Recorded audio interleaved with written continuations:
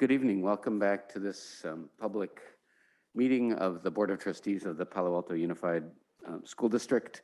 The board met in closed session and took no reportable action.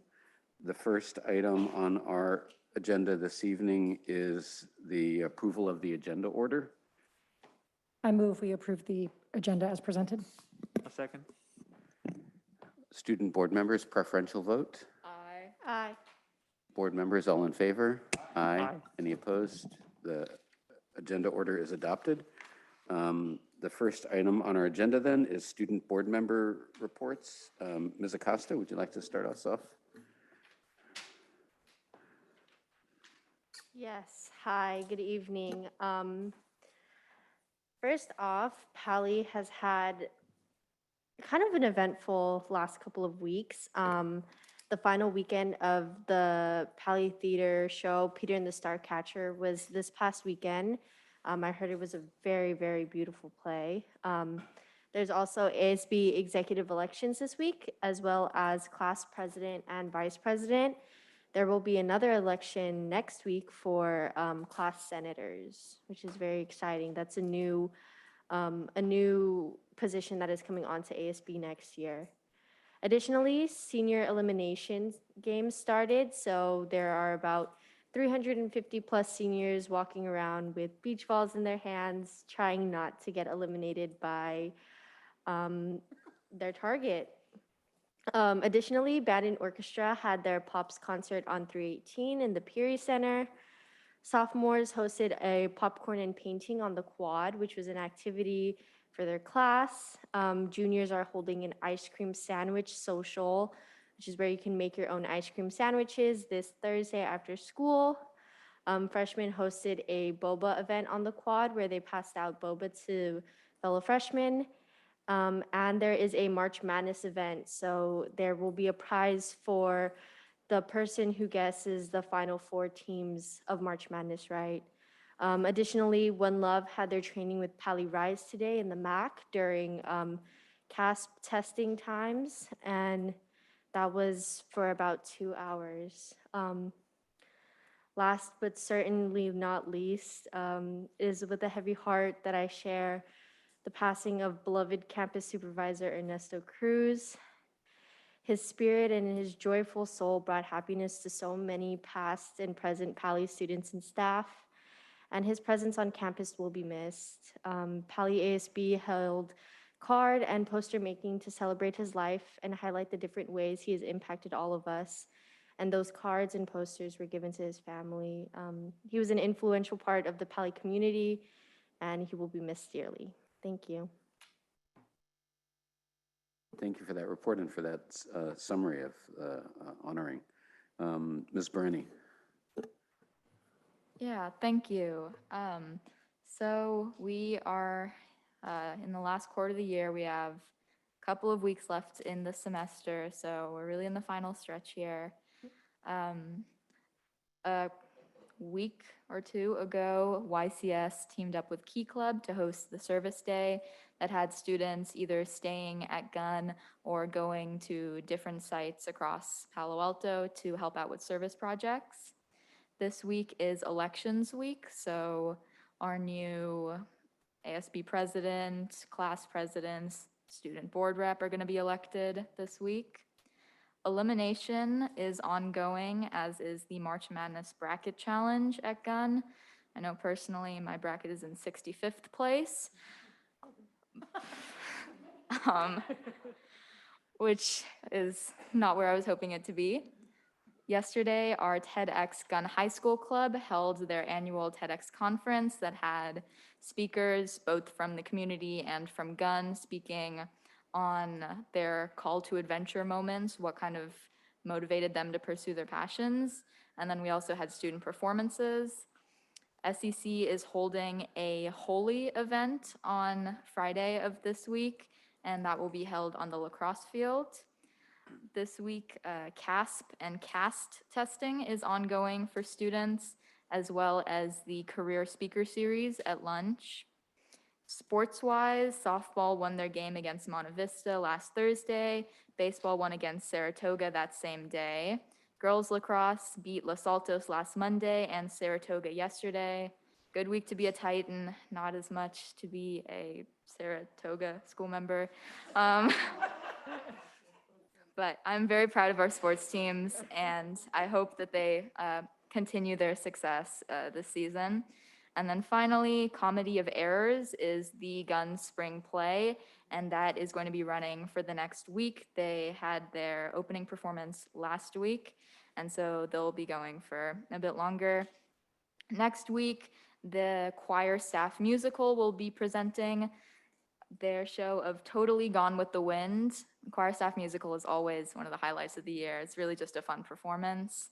And the Oracle will be releasing their last issue with the current staff before the seniors branch off and everyone else assumes new jobs.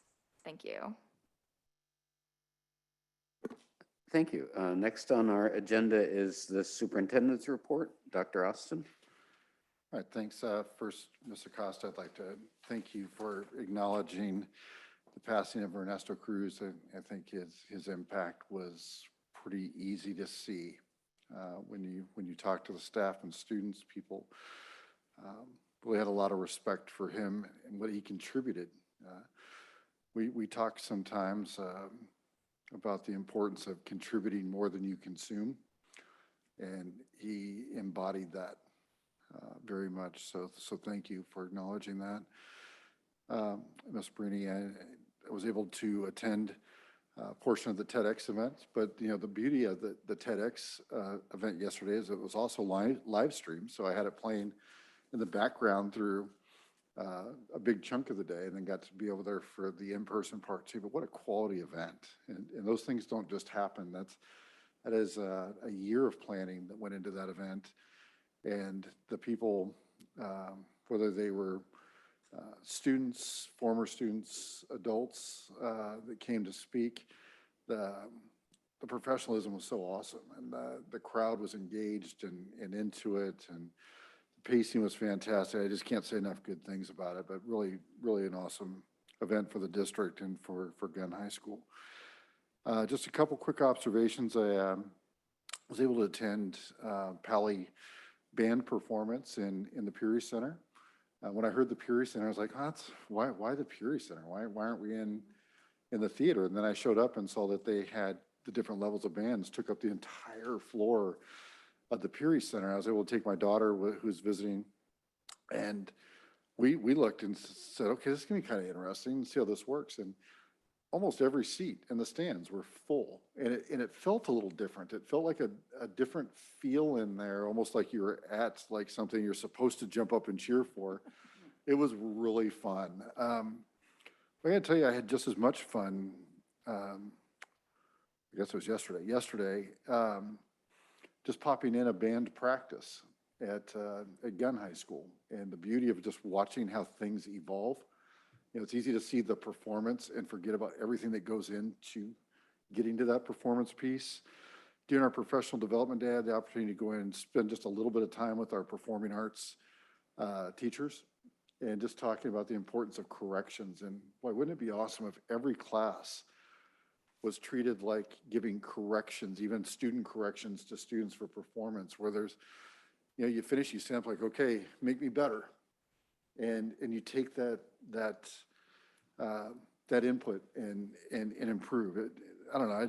I love watching stuff evolve as it comes. And finally, I'll be with high school students next week. I have meetings scheduled at both of our high schools to really talk with students about some ideas around a revised 5th priority goal. We have 5 now. One will either be revised, evolved, or replaced. And I want that to really come from students. And so I'll be meeting with students next week, working through some things. And I had a chance to talk to our board reps about that a little bit. I'm excited about getting back there and hearing what they have to say. That's it. Thank you. Thank you, Dr. Austin. Next item on our agenda is open forum. This is an opportunity for members of the public to address the board on items that are not on tonight's agenda. We have one person who would like to speak at open forum. Ken Horowitz. If anyone else wishes to speak, and it looks like we have another one as well. If anyone else wishes to speak, you can do that by indicating your interest before Mr. Horowitz finishes. Mr. Horowitz. Yes, thank you. Thank you for the opportunity to speak. My name is Ken Horowitz. I've been a resident of Palo Alto over 40 years, and I'm currently on the faculty at Foothill College, and I've been teaching there for 40 plus years. I'm here tonight because I want to share with you what's going on at Foothill College. And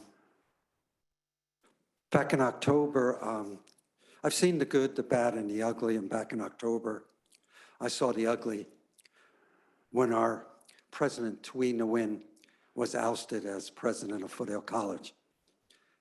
A lot of people don't know the whole story, and I get asked a lot, what happened at Foothill College? It was basically a faculty coup. We have something called shared governance, and the faculty senate did not like some of the ideas that was brought forward by the president, and unfortunately, our board of trustees decided they wanted to terminate our contract. Now, I thought this would be all over with, but in recent days, President Nguyen wishes to return to Foothill College, and she's asked for a reinstatement at the next board meeting on April 4th. I say good for her. We share the same priorities that you share here at Palo Alto Unified School District, your Palo Alto Unified District promise. We care about mental health, we care about service to others, and we care about equity. And President Nguyen was very, very, very strong with equity and mental health as well. In fact, part of the problem was that she wanted to hire a mental health counselor, and the faculty senate, for example, thought that an anthropology teacher was more important. Unfortunately, our board of trustees decided to remove her, but she's gonna ask for reinstatement. So I'm here tonight to just ask you to do whatever you can. I know she's presented to you at a number of times at your meetings, but anything you can do to support her. I think you're going to hear more of her story. The Palo Alto Weekly is going to do a story either for this Friday or the following Friday, and hopefully her story will get out. It really matters who the president of Foothill College is. Many of your students go to Foothill. And just like you care about the principals of your local schools, it's important that we have the right president. So thank you for your opportunity, for my opportunity to speak with you tonight. Thank you. Our next speaker is Rebecca Eisenberg via Zoom.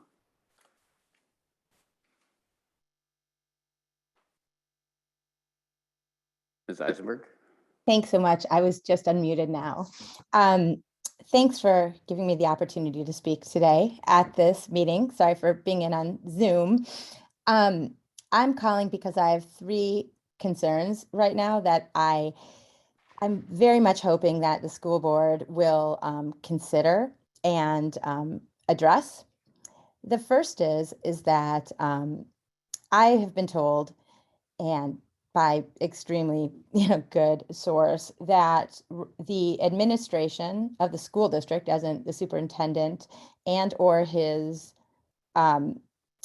reports, underlings, have been inappropriately putting pressure on students at Pally who write for one of the publications, and not allowing the publication of a story where the students did some pretty amazing journalism. I am familiar with some of the research, so pretty amazing journalism. I'd say better than the Palo Alto Weekly for sure. Basically months of research, interviews, public documents, requests, analysis, legal analysis through several experts, and have a pretty amazing article that they're very proud of, deservedly so. But unfortunately, the administration doesn't like what it says. So they're being pressured not to run it. I think that's that pretty much is not acceptable. And I hope you would agree. There's nothing inappropriate about the content. It just exposes some malfeasance at the high school. And honestly, students are the people who are impacted the most by your actions and by the administration's actions. To silence them is the opposite of what should be happening. They are so smart, they work so hard, and they should not be silenced. The second thing is that, from what I hear, they came upon some pretty troubling things, and the individual at this high school who had conducted this kind of poor behavior, I mean, apparently is being fired. So the students are right. Those are really the two things I want, to think about. Really, this should be a group effort of all of us working together as a team to improve education for the students. And I really hope that the administration helps empower them, not stifle them. Thank you. Ms. Eisenberg, if you had more, then feel free to write to board@pausd.org and with the rest of your comments. Mr. Dauber, just quickly. Oh, sure, go ahead, But there's Dr. a Austin. direct allegation and that was called out. That's absolutely patently false. So if there's anything that'd like to come forward, I'd like to have that investigated. Otherwise, the reckless false statements are not allowed and they're not protected. So I just want to make that very clear. Thank you, Dr. Austin. Let's move on then to item 4, which is the approval of the consent calendar.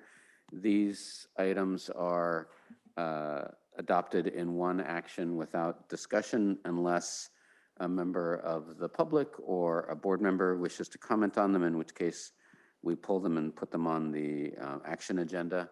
I've had a request from a member of the public to pull one of these items for comment, which is item E, authorization to bid Coverly temporary school site projects. Are there others that board members want to comment on, or is there a motion? I move we adopt the consent calendar as presented minus E. Second. So it's been moved and seconded that we adopt the consent calendar with the exception of item E. Student board members, preferential vote. Aye. Aye. Board members, all in favor? Aye. Aye. Any opposed? The consent calendar is adopted with the exception of that item. We'll move on to action items, and we'll begin with 4E, which is the item that we just removed from the consent calendar, authorization to bid the Coverly temporary school site projects. We have one public commenter, Mr. Horowitz. Go ahead. Yes, thank you again for allowing me to speak.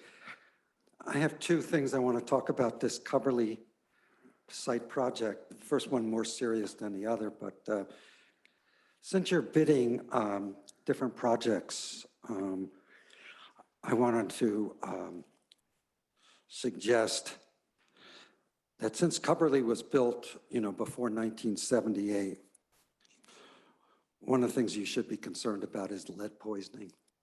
And I wondered if you have investigated that at all. And I serve as a member of the Health Advisory Commission for the county, Santa Clara County. They do have a county childhood lead prevention program where kids are tested. So I would like to suggest that perhaps, since now young kids are going to go back into that site, that you authorize somehow to check the lead before you allow children back into that site. So that was my first comment. The other thing is, since we're talking about Coverly, and my hope is that you can work something out with the city council regarding the 7 acres that is sort of in limbo. It would be really nice if there can be some closure, whether it's rental or sale or exchange or whatever. But I know the city council would like to have some, closure on this so they can move forward on their 8 acres. Again, their site, just like your 25 acres or so, is pretty rundown and dilapidated. And there are kids there as well. There's dance classes, there's a preschool, and we need to go forward. And it's time to stop kicking the can down the street, so to speak. So thank you, and I hope you have a great rest of the meeting. Thank you. Any staff comments or board member comments? I move we approve the item as presented. Second. Student board members, preferential vote on this item? Aye. Aye. Board members, all in favor? Aye. Any opposed? So that item is adopted, and we will move on to the second action item, which is 5A, the A to G Completion Improvement Grant Program. Dr. Austin? There we go. I'm going to turn this over to Ms. Ofek for a presentation. And we actually have some little additional information in 2 priority areas to touch on. Great. All right, good evening. So our previous meeting was, you saw a presentation about the A to G Completion Improvement Grant portion of the AB 130 legislation. Just as a background, this is part of that. The funds are designed to support improvements in students graduating from high school with meeting A to G requirements and being eligible for UC-CSU. The requirements include a plan, which is one of the attachments. And then by the end of 2023, the CDE will request in some form the plan for measuring impact of these funds. So since the last time we met, just as a reminder, you get either an access grant or a success grant. Because of our already high A to G completion rate, we are qualified for a success grant. We received $279,933 for that portion of the program, which is comprised of these 3 grant plans. And the learning loss mitigation grant, we got $41,598.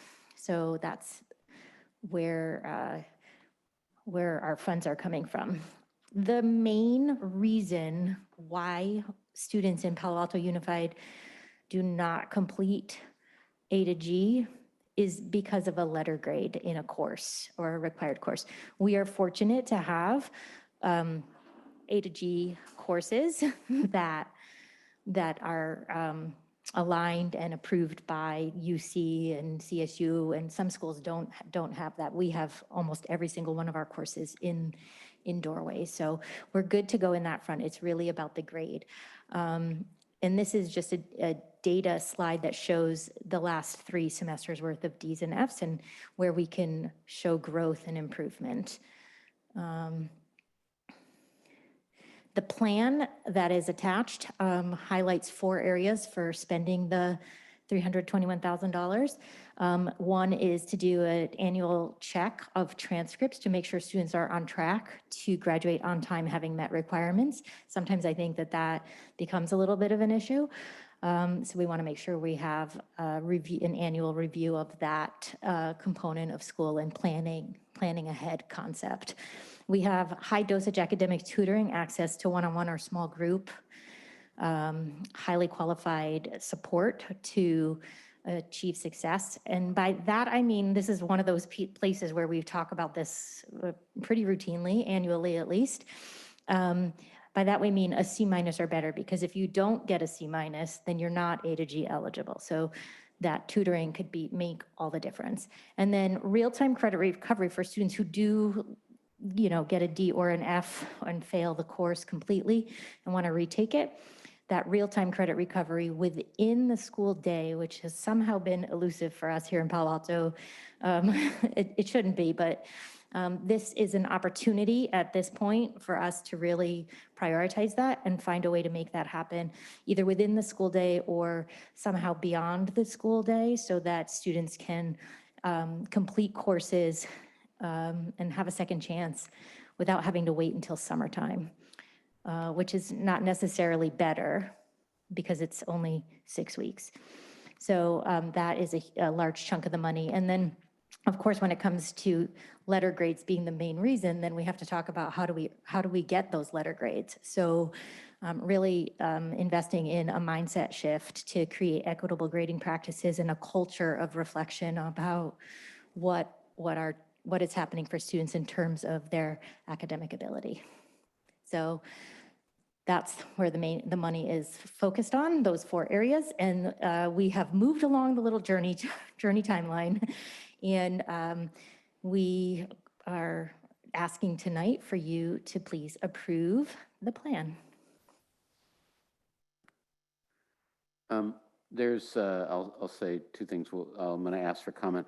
There was a speaker who I missed on the consent calendar item. So after we complete this item, then I'll return to that speaker so that she can comment.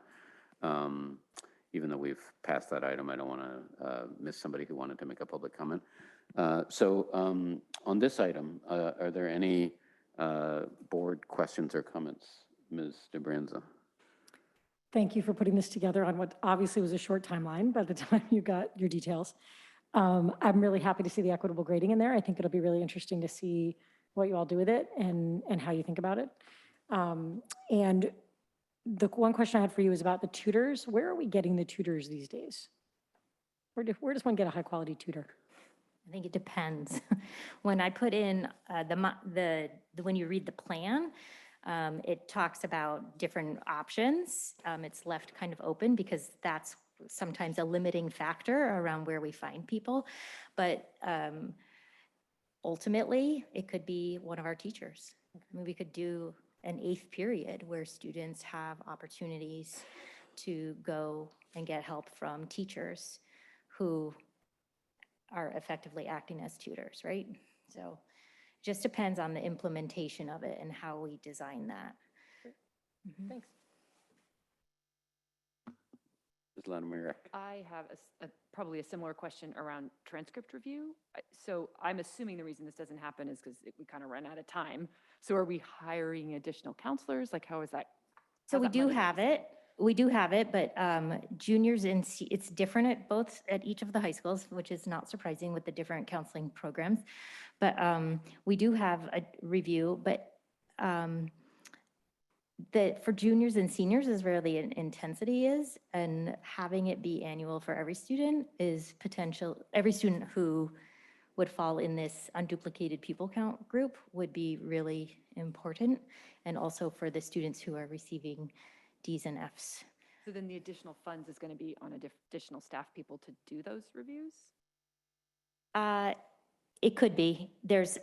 So the way that I wrote the piece around that is to actually see if we have an opportunity to have a dashboard, which we've talked about a few times, where when you pull up a student, it has a visual or a gauge that shows tracking. And we could potentially do it internally with with some of the tools we currently have, or if we get a new tool that I know we're piloting some tools. So it was not specified, but that is a helpful guide for that. Okay, that makes sense. Thanks. Anybody else? Yes, Ms. Acosta. Yeah, I just had a question about the credit recovery or the instant credit recovery. So how would that necessarily work? If you fail a semester, the first semester of a year-long course, would you be going in with the teacher that you had, or would it be a completely different teacher with potentially different activities and curriculum?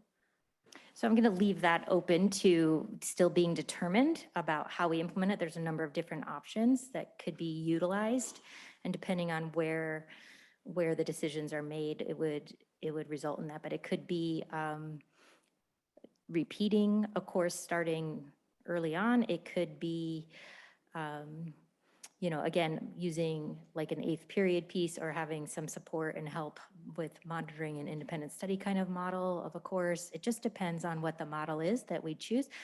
Could be a dual enrollment type of option with a Foothill Community College, whatever it is. So there's different possibilities, and that those details are yet to be determined. Ms. Brenny. Yeah, I'll make it 4 for 4. I have a question about equitable grading. So what specifically would funds like go to in order to change mindsets? Like, I'm not entirely clear on that. Sure. So there's a lot of work out there around equitable grading. There's a book actually called Equity, Grading for Equity. So funds for that element of this plan would go towards potential for staff to come together. Let's say we are a team of, we're 2 teachers and we're teamed and we're teaching this course. We could come together and look at our grading practices and revise them. And a lot of times time is needed for that. We could do a book study, we could do professional learning, we could have a guest speaker. It takes on a bunch of different possibilities of formats and methods for implementation. It could be coaching, could be a whole bunch of different things. So the idea is to have it become an item that doesn't get moved off of the list of things that pile on. Any other comments or questions? I move that we approve the item as presented. Second. Student board members preferential vote? Aye. Board members all in favor? Aye. Any opposed? So the item is approved as presented. Excuse me, actually, I seem to be mishandling this. Another one. Ms. Steiner, Meb Steiner would like to speak to this item. So Ms. Steiner, let me return to you and apologize for having done the vote without hearing from you. And this is via Zoom. Thank you so much. Meb Steiner, president of CSEA Chapter 301. First, I really want to say thank you that we have applied for this grant. Thank you, Ms. Ofek, and the whole team that probably went into applying for it. It is really critical as part of our work to allow every student to have the opportunity to choose, to be eligible for A to G, and then decide whatever it is that their passions are and what they want to pursue, but to give every student that opportunity to be A to G eligible and qualify to make that choice for themselves. I especially appreciated Ms. Ofek's focus on trying to do it during school. And while I value the idea of an 8th period, I do want us to also keep in mind how important extracurriculars and special events are for kids. One, to make them a more complete, well-balanced, educated young person, but also that's the fun stuff that kids love to do. And I would hate to have kids who are struggling with grades not be able to pursue some of that because it's spent on the trying to catch up on a better grade. I also want to advocate for, in terms of tutors, that we really reach into our classified staff. We have some amazing aides with amazing credentials. We have other classified staff at school that I think we could approach for supporting students during the school day. So I want to put that out there as well, that we as a whole community are available. And I don't want to forget peer tutoring either. I think sometimes peers are wonderful tutors. So I look forward to supporting helping all of our kids achieve these A to G goals. Thank you. Thank you, Ms. Steiner. And again, my apologies about not getting to you before the vote. And then let's return to hear public comment on item 4E, which was the authorization to bid the Carberly temporary school site projects. And that was Rebecca Eisenberg to speak on that topic via Zoom. Thanks so much. I know that you voted, but I'm the world's biggest optimist, and I think that there's always hope. I noticed in your proposed projects that did not include teacher housing, and I want to state that it's a big problem that teachers are forced to live so far away. As means of background, when I grew up, my mom, she was a public school teacher for 50 years and a proud member of the Whitefish Bay School District Teachers Union. She, like the vast majority of teachers at the Whitefish Bay School District in Wisconsin, by the way, still ranked one of the best school districts in the country. She, like most of her colleagues, lived walking distance to the school. That meant that it was just normal for her to arrive at school at 7 in the morning, even though school started at 8:30, and for her to stay at school till 4 or 4:30, both meeting with students because to help make sure that every student is learning. And that was so easy because it was 5 minutes to home. The truth is that enabling our teachers to live within walking distance, biking distance, or a very short shuttle trip, or if necessary, car drive, helps everyone.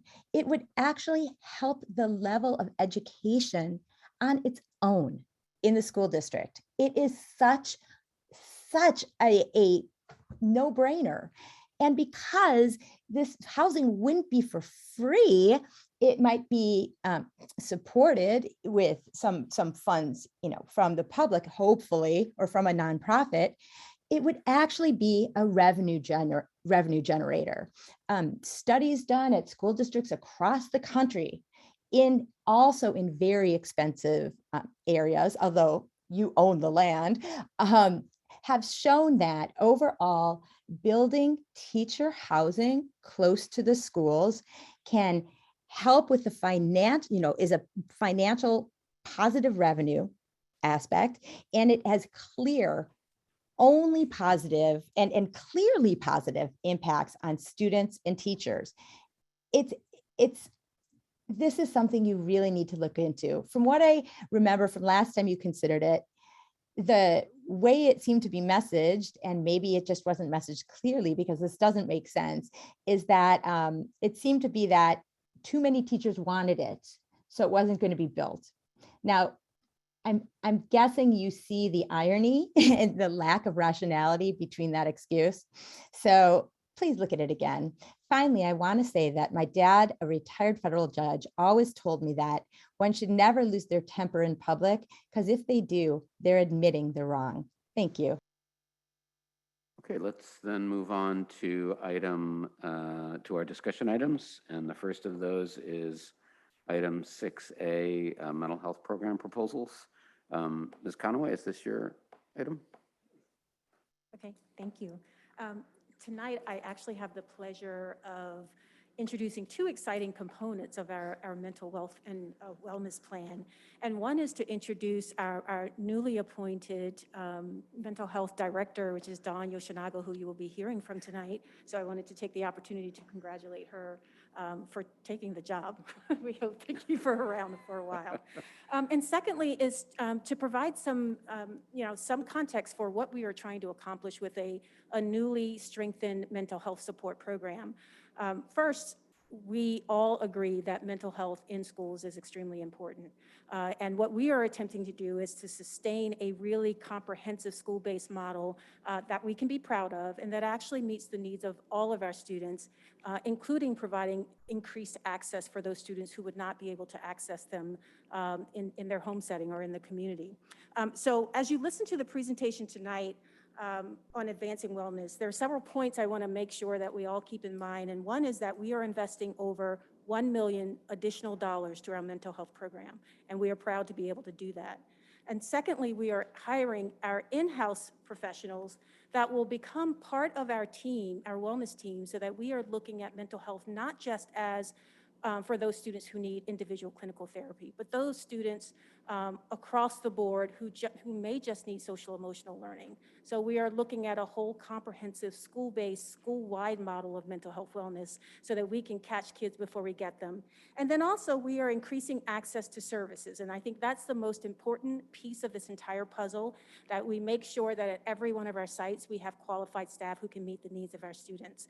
So I will be quiet now and turn it over to the people who really know what they're talking about. And that is Genevieve Dixon, who is our mental health specialist, and Don Yoshinaga. All right, it is my honor and my pleasure to get an opportunity to talk a little bit about what we currently do and all the work that I've been here and been a part of for the last 5 years. So we currently contract for about 95% of our services. We contract with CASI, which is Counseling and Support Services for Youth, AKI, which is Asian Americans for Community Involvement, and we also contract with Stanford Child Psychiatry, and they provide us a couple of fellows who support our schools, also TK-12. Our school psychologists are a big part of our mental health model.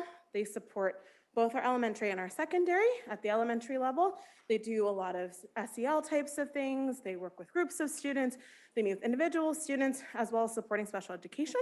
Where at secondary, they tend to focus a little bit more on special education students, but they're also a part of the general education group as well. And then our school counselors at the secondary level are also a big part and a big partner of what we do in wellness, and they support our students both academically as well as social emotionally. Our wellness centers at the high school have been active since 2016, and I've had the pleasure of being a part of Gunn's Wellness Center since 2017 and then transitioning here. And the work that's done there is really amazing. We have 2 wellness coordinators, 1 at each high school. We have wellness outreach workers, 1 at each high school as well, that put on a variety of activities, and our wellness coordinators manage all things clinical on our sites and are really a voice for wellness in a variety of meetings and settings and groups, making sure that wellness is integrated into the fabric of what we do at our high schools. And so our middle schools this year have worked to pilot their wellness center so that we can launch those. And I know that Ms. Yoshinaga will talk a little bit more about that in the fall. And this year, both Green and JLS have piloted their wellness centers, opening them during the lunch hours, using our school counselors who have been wonderful and stepping in and opening that space for our students, our middle school students, to have that opportunity. And then of course, all the amazing work that's done by our wellness outreach workers at the high school level and our community connections with a variety of groups that we work with, CHC being one of them, CHAC, CHAC being another one, Children's Health Council, and all that good stuff. And then all of our elementary schools have been piloting different SEL programming, Second Step, and restorative classrooms being 2 of them. So with all the wonderful things that we are doing, there are still things that we'd like to continue to improve upon. And so as we can all see and note, over the last several years, not just due to pandemic, mental health needs for our youth continue to increase. And right now that our state and our county and our country, are really talking about youth mental health as a crisis, and that we want to be able to respond to it appropriately. And so we've had difficulties this year with consistent staffing based upon our contracted agencies really struggling to find qualified staff, and there is a shortage of mental health staff also across the country. And so our goal in really creating an in-house program really gives us the opportunity to integrate our mental health providers into our schools, because there are limitations that occur when we contract, and there are barriers that are there due to HIPAA and FERPA and different things that occur. And so we want to be able to have our own staff that we can manage and support. And then we want to be able to train our staff as well, mental health topics, which we started this year. And I've done a few trauma-informed trainings for staff, but we want to expand upon that and be able to have the bandwidth to support our parents and put some things in place, as well as support all of our staff with their mental health needs. So Ms. Yoshinaga will talk a little bit more about our upcoming plan. Thank you, Genevieve. Good evening. Okay. So I am really excited to present what we have in mind for a comprehensive and sustainable school-based mental health program. Mrs. Brock, first grade, Mrs. Solares, 10th grade, Mr. Ellis, 12th grade. So Mrs. Brock was my first grade teacher, and she nurtured my love of reading. Mrs. Solares was my 10th grade English teacher and speech and debate coach who uplifted my voice and provided me with analytical skills. Mr. Ellis was my 12th grade English teacher who heard my inner passion and provided me with the beautiful vehicle of poetry to express myself. So when I was in school back in something something. We did not have multi-tiered systems of supports. We didn't have wellness centers. We didn't have a social emotion curriculum designed to support skill development and mental health support. But what we did have was relationships. Relationships with trusted adults who were consistent, accessible, and part of our larger community of care. The proposed school-based mental health plan addresses the critical need for consistent, accessible, and highly qualified mental health services to meet the needs of our students. At the heart of the plan are the relationships and collaboration between our students, staff, and families. Hearing from our students is the critical component in authentically supporting them through building caring connections with trusted adults. So our rationale. Consistency of a high-quality mental health delivery system across school settings is imperative. Students need to have access to the care they need when they need it. With the addition of mental health clinical associates at the elementary school level, we can provide a consistent level of care with a mental health professional that is viewed as part of the school community and staff. The work will be guided through the centering of student voice and feedback from staff and families. An in-house school-based program will be able to reach all families through mental health and wellness education and support for the community. So part of the plan is to focus on 4 main areas or dimensions of health. The first is physical, and that will focus on areas such as nutrition, sleep, media use, tobacco awareness. The second is mental health and behavioral health. And that's going to focus on social emotional skill development, individual group therapy, resilient skill development, and trauma-informed care. Then we have social health, and that's focused on basic needs. A lot of students are dealing with food insecurities, homelessness, and poverty, and we want to eliminate those barriers to learning and in their mental health. And the last is equity and access. Which ensures that all of our students have equal access to care, and we reduce that stigma that they may feel either in receiving or accessing care, and just making sure we have socially and just environments that are psychologically safe. Okay, and here are some components of our plan. The first is that it's going to be focused on a tiered level of supports. I'm sure you've seen the triangle before, but just as an example, we're going to support the most students at tier 1, which is at the bottom in red. And those are things like our universal health screener, our SEL curriculum, and our strategies that we employ in the classroom to all students. And then as you move up to tier 2, which is yellow, the yellow level there, you're going to see more targeted small group interventions, such as the skill-based counseling. So you might have counseling in executive functioning skills or calming strategies, things like that.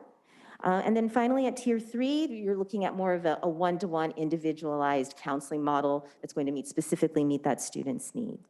And then the 10 components there are going to be sort of touched upon in my next slides, and I think you might have seen that in the board documents already. So the really exciting part about this plan is that we're going to have this really coordinated team approach where we're looking at just all members, and all those 4 dimensions are touched upon in here. Children are complex humans. They're growing, developing, they're dealing with stress and challenges at a variety of developmental levels. So as part of the school mental health plan, there'll be collaboration and coordination among this mental health team. So our psychologists, as Genevieve mentioned, they're going to play a key role in the team. They have a high level of expertise in mental health, in behavior, and also skills-based counseling. The mental health clinical associates that we're talking about adding to the elementary and middle schools, they can provide individual and group counseling. They can do targeted lessons for the classrooms, parent consultation, education, and also staff training on health topics.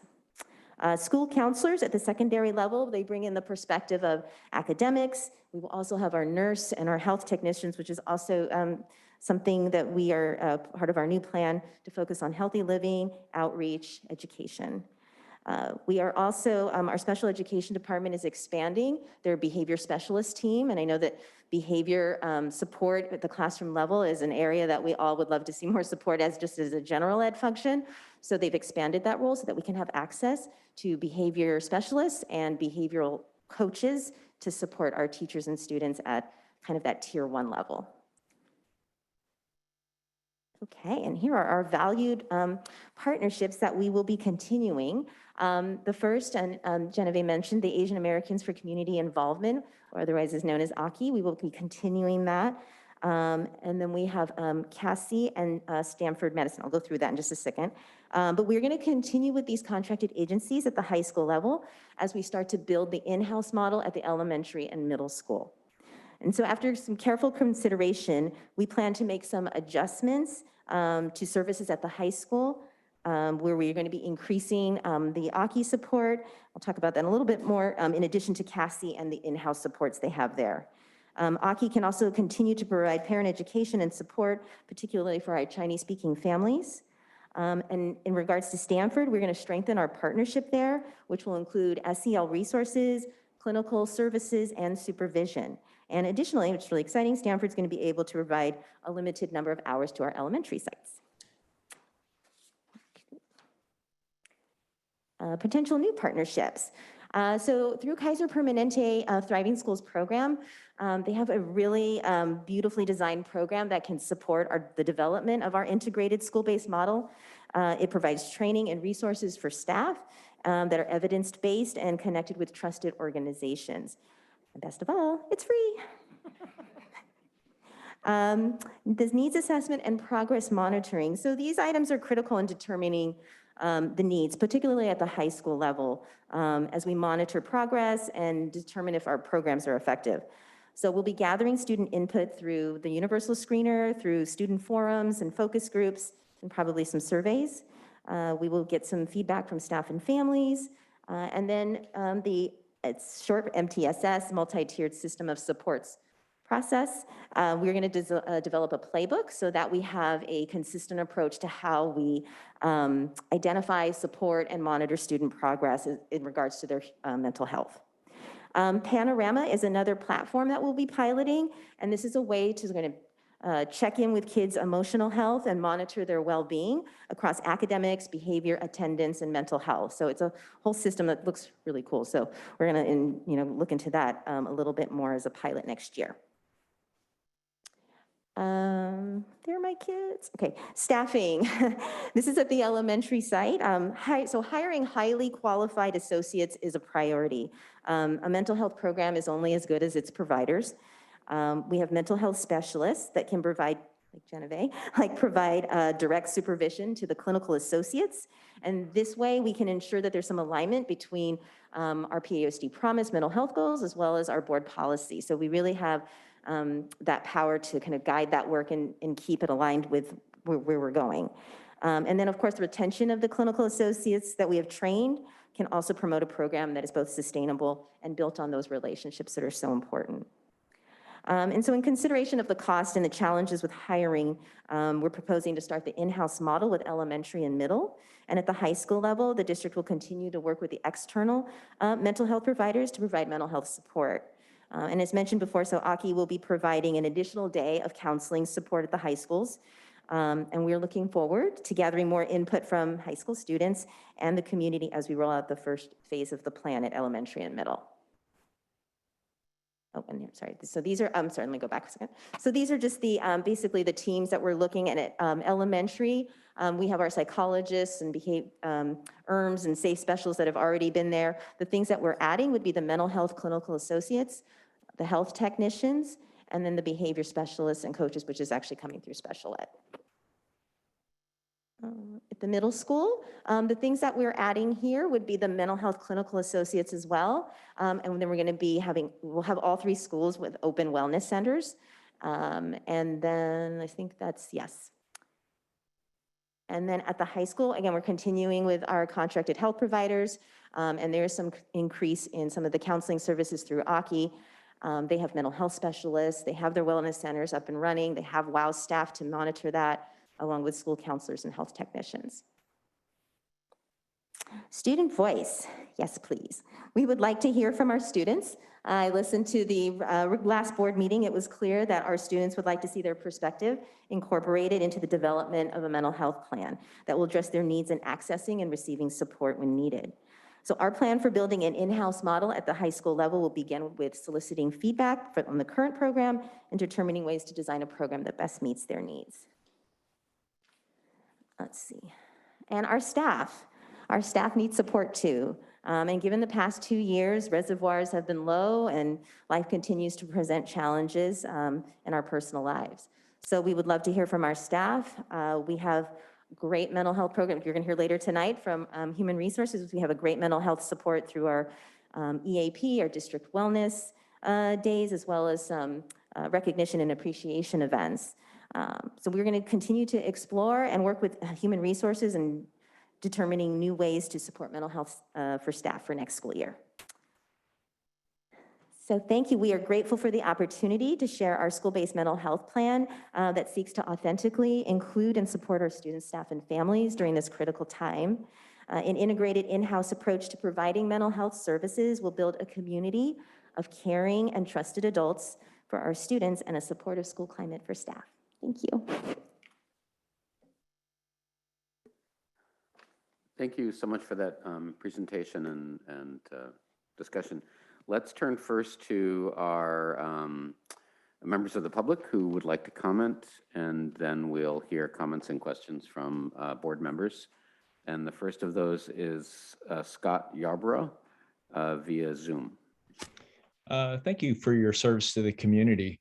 In February 2017, the PAUSD Social Emotional Curriculum Committee presented recommendations to the board regarding 6 core areas related to SEL skill development for our students. While no single SEL curriculum was identified that could address instructional needs across pre-K through high school, one fundamental need was identified: that SEL instruction required cultural changes, shifting the focus from an individual lens of psychopathology to an approach that built capacity for student instruction and skill development, and was supported by a collaborative culture that included school, home, and community participants. I believe that the school-based mental health proposal takes a significant step in the direction of affecting such cultural change. Several levers described in the school-based mental health proposal stand out as key to the potential of this new direction. Universal screening that identifies where students' social, emotional, instructional needs exist is critical when using multi-tiered systems of support, directing interventions to those students in need. The multidisciplinary nature of the teams used to assess, teach skills, and support students' application of those skills across environments increases the probability that systems of support will foster cultural change. The emphasis on prevention, student outreach, parent education, and staff training ensures that we're not overly relying on diagnosis and individual therapeutic services to address the scope of our community's mental health service needs. Finally, anticipation that there will be a need for course correction and continuous improvement ensures that the needs of schools communities change, the ways that we can shift services to meet those needs will also change. I want to genuinely thank all of those who were involved in developing this proposal. I eagerly anticipate the next steps. Thank you. Our next speaker is Rebecca Eisenberg via Zoom. Thank you. First, I'd like to thank the fantastic work of Dr. Lana Conaway, who consistently demonstrates professionalism and dedication to our school community. She is a leader. That said, she should have been given more money to spend on this program. While I'm glad that the PAUSD is finally investing in mental health, as so many of us in the community have been begging you to do, $1 million is simply not enough. Divided up between our 12,000 students, that comes to about $83 a student. I can guarantee you that you spent more on notebooks or AC adapters this year. It's just, or other upgrading equipment that didn't need to be upgraded. I mean, this is a life and death issue.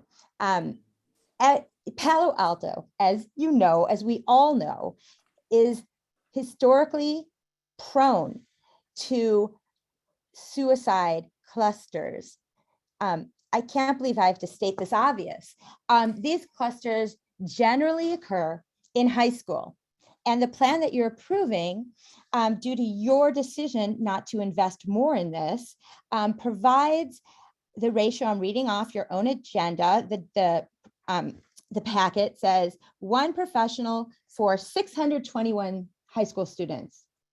That is nowhere close to what's needed. That is not going to even take a small bite out of the public health emergency we are dealing with right now. You need to invest more. How fortunate you are that you own more, $1 billion or so. We don't really know because it hasn't been reassessed because of Prop 13, but $1 billion or so of property at Coverly that could be used for teacher housing, which would generate revenue that you could turn around and invest in things like keeping our children alive. What is more important than keeping our children alive? As we all saw with the Katie Meyer tragedy last week, which is one situation where the parents, were able to speak out before the university got to them to buy their silence. If a student like Katie Meyer, who is a student that millions of kids look up to and want to be, and has everything going for her and is the best at everything she does, if she could have nothing to live for, if her life is so painful that she can't live another day, do you really think $83 a student is enough to address this problem? Thank you. Thank you. Our next speaker is Kimberly Lee via Zoom, and then we'll have one more speaker after that. Ms. Lee? Hi, can you hear me? I can hear you. Yes, go ahead. Great. Hi, Kimberly Lee. I'm a parent in the school district. I just wanted to really thank staff for prioritizing student mental health. The district is continuing to build out a strong mental health team, and I think what we see here is a great mental health plan. As Ms. Dixon said, critical mental health needs existed before COVID, and it's really only getting more complex. So I think it's terrific that we're seeing an integration of the mental health services into the school culture and the school day where the kids are and where they need to feel safe and supported. I'm also just liking that you're recognizing the interplay of academic, behavioral, and health needs. And you're really fleshing out the MTSS model that has been recommended and for such a long time. So that's, I just really appreciate that.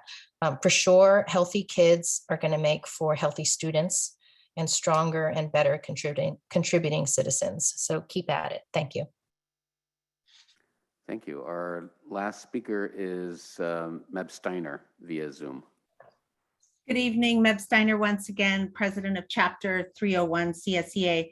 I too want to express my thanks. I am so pleased that we are focusing on this and how critical it is for our kids. I love the approach of having it integrated throughout our schools, of involving everyone. We are truly trying to create an environment of wellness and having everyone participate and feel responsible for that. I want to give a special shout out to our mental health team. If you look at sort of the list of folks that we are going to be relying on, our psychologists are credentialed staff, but the rest of that list are classified employees. And I have spoken about this before, that we will be leaning heavily on them, and I cannot thank them all enough. Through so many crises, they are always there for the students, but also for the staff. We recognize the loss of a wonderful community member of PAUSD, Ernesto Cruz, also a classified staff employee. And we heard from our wellness team. Our wellness centers were open for our kids and adults. Our admins reached out. And I just want to say thank you. Thank you for that. And thank you for the focus on this. I want to give a special shout out to Ms. Dixon because she did an amazing training at our paraeducator staff professional development day on March 11th. That was the trauma informed practices. It was very well received, and folks were also given access to the PowerPoint. So I think there's a lot of wonderful things happening here, and I look forward to our mental health team spreading their knowledge, their experience, their skill sets throughout our schools, and helping all of our staff participate to create an environment of wellness. And I do have one ask. I do ask that our mental health team remember to take some time for themselves. They are always carrying the burden of everyone else's mental health and wellness. And I just want to let them know that we are here to support them as well. Thank you. Thank you. So that concludes public comment on this item. Let's turn to questions and comments from board members. Mr. Durant, and then Ms. Latimirak. Sure, thank you. Well, first, thank you, all three of you, so much for this, not just the presentation, but the work that went into it. I just had an observation, which was, we are always, the board has been very supportive and eager to support mental health and put resources into it. I think finding the right approach is always something, right? Implementing is something that you all have been working towards for a long time. The comprehensive approach, as one of the commenters said, strikes me as really, it makes me optimistic that, we can't, quote, solve mental health. But what we can do, as you said, is create the culture that supports our students to foster mental wellness. And it really seems to me, looking at this, that we have a real shot of doing it right. So I just want to thank you for your work. And, I think others have said it before, but if you need more money for mental health, I think the board has made very clear that it is a priority. The district has made clear it's one of our 5 priority areas. So yeah, great work. Thank you. Thank you. Ms. Latimirak. Yeah, I think my comments are very similar to my colleagues. First, I just want to thank all of staff so much for the presentation itself, and really for the work and the creativity and the care that went into making the plan. I think, as Ms. Dixon noted, student mental health needs are increasing across our nation. And I firmly believe it's a crisis that we cannot counsel our way out of. And, our on-site therapists are hugely important, but they're definitely not enough. We really need a re-envisioning of what healthy schools look like and feel like. And I agree with my colleague. After reading this plan and listening to you all, I actually felt some optimism that we're taking steps towards that re-envisioning. And I actually appreciate that the plan isn't fully formed yet. I like that we recognize it's going to take some time to develop this model and make it sustainable. I also fully support the in-house idea for all the reasons, Mr. Shingo, that you outlined. And I really want to express my gratitude for the recognition that stakeholder feedback, particularly from students, is crucial to designing an effective program. I know you're all tired of hearing me say this, but I'm going to say it again. The students are the experts in both what it feels like to go to our schools and in what they need to thrive academically and emotionally. So I was really thrilled in particular to see that this plan includes the establishment of student wellness councils at our secondary schools. This really gives me hope that we can start moving towards incorporating students into the decision-making infrastructure of our district. I mean, we really need their wisdom, and we have to get to it. We really have to move beyond just paying lip service to uplifting student voices and really doing it. So I think the wellness councils could be a really important step in that direction. So thank you so much to all of you for this. Mr. Dauber, I have a couple really specific questions, but you can come back to me if you want. Why don't you go ahead and Okay, so I just have, and you might not have answers to these, which is fine. So one of them was the next steps for secondary mentioned expanding the in-house model to secondary after we've kind of gotten our feet wet with elementary and middle school. Do we have any, so first, I guess, do we have any timeline for that? And then second, would the plan, would you conceive of it as replacing the contracted therapists entirely or supplementing those? Anybody? I'll take that one. Yes, the goal is to get an assessment of where people are. We need to hear from our staff and our students before we even make that next step. Because right now we're getting feedback regarding our current contracted services.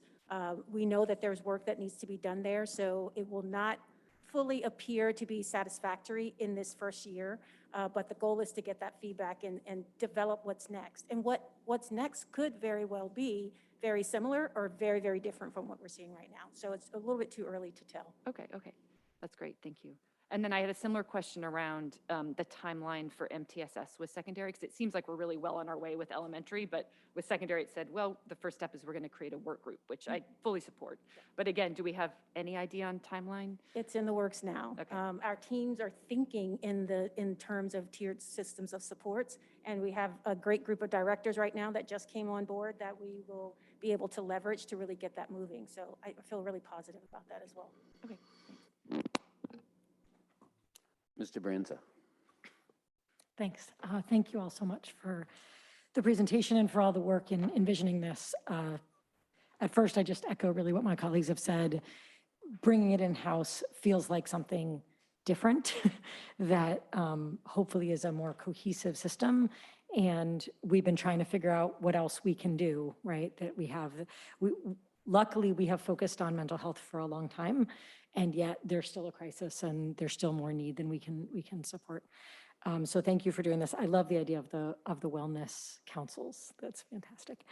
And also, Ms. Yoshinaga, I just got to say, I was sitting here reading this all thinking, gosh, I don't know if I really know the difference between like a wellness outreach worker versus a blah, blah, blah. And when you just said at the beginning, like, it's really just about relationships. I don't necessarily need to know what every role is. I need to know that you guys are filling in these gaps so that there are relationships that are building and that are sustained beyond just the school year or beyond when a counselor leaves, Cassie or whatever, right, that we've got here. So thank you for really making that so much easier for me. The one question I have, not to bring us all down, is what is our confidence that we'll be able to hire all these people? So it's a hiring question. Let me help you with that. Okay. I almost tried to frame that up in the beginning. I just forgot. There's not an action that you need to take tonight on this item. In fact, it will not come back as an approval for the umbrella plan. It will only be reflected in the budget assumptions, which is something that creates the budget development. And if I don't hear any real opposition, then the rest is staff work.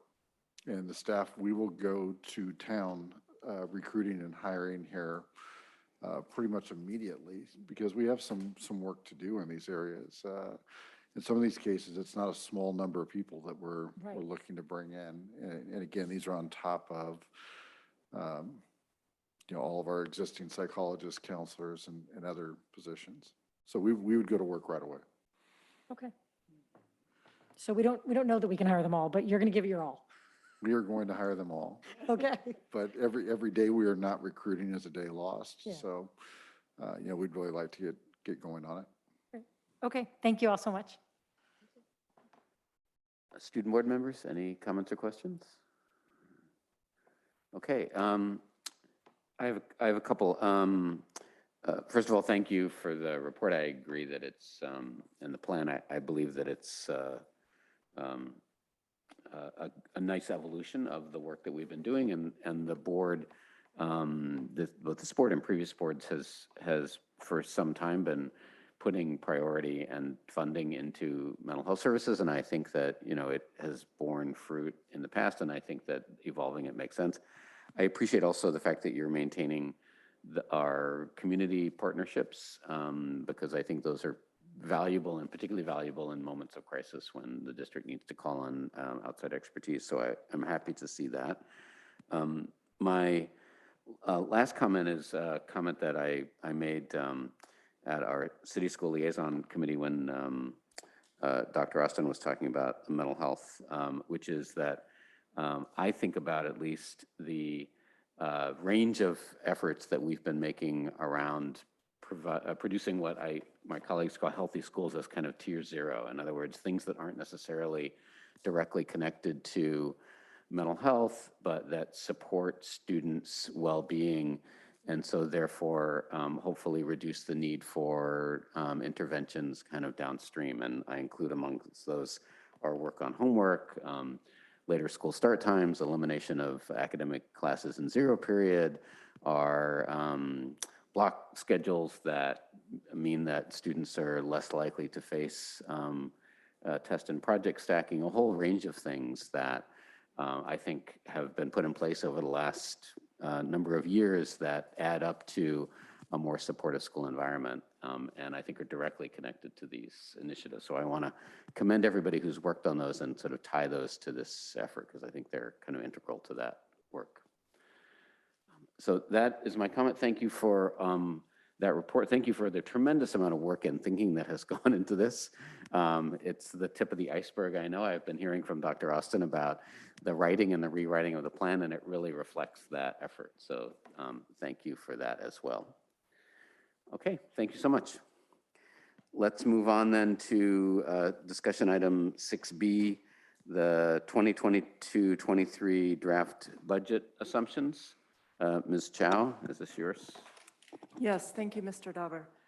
Tonight, we are reviewing a draft of the budget assumptions, and as you know, budget development is ongoing and a work in progress throughout the spring.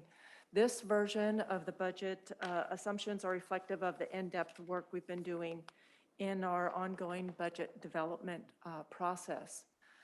So we have been re-evaluating the existing budget items prior to rolling them into our budget for the 22-23 year. One of the things that we are looking at is making sure that existing items, before making an assumption that they do go into our budget, are serving our students in the most optimal way, and that they are aligning with our 5 priority areas. When we add something to the budget and bring it forward as a proposal, we are also looking at what is currently being done to see if this is truly an add, or might this be a replacement for perhaps a better version of doing things. And I think we got a little bit of a glimpse of that in Ms. Conaway's program about the in-house mental health program. A reminder that the negotiated salary increases are not budgeted in our 22-23 budget.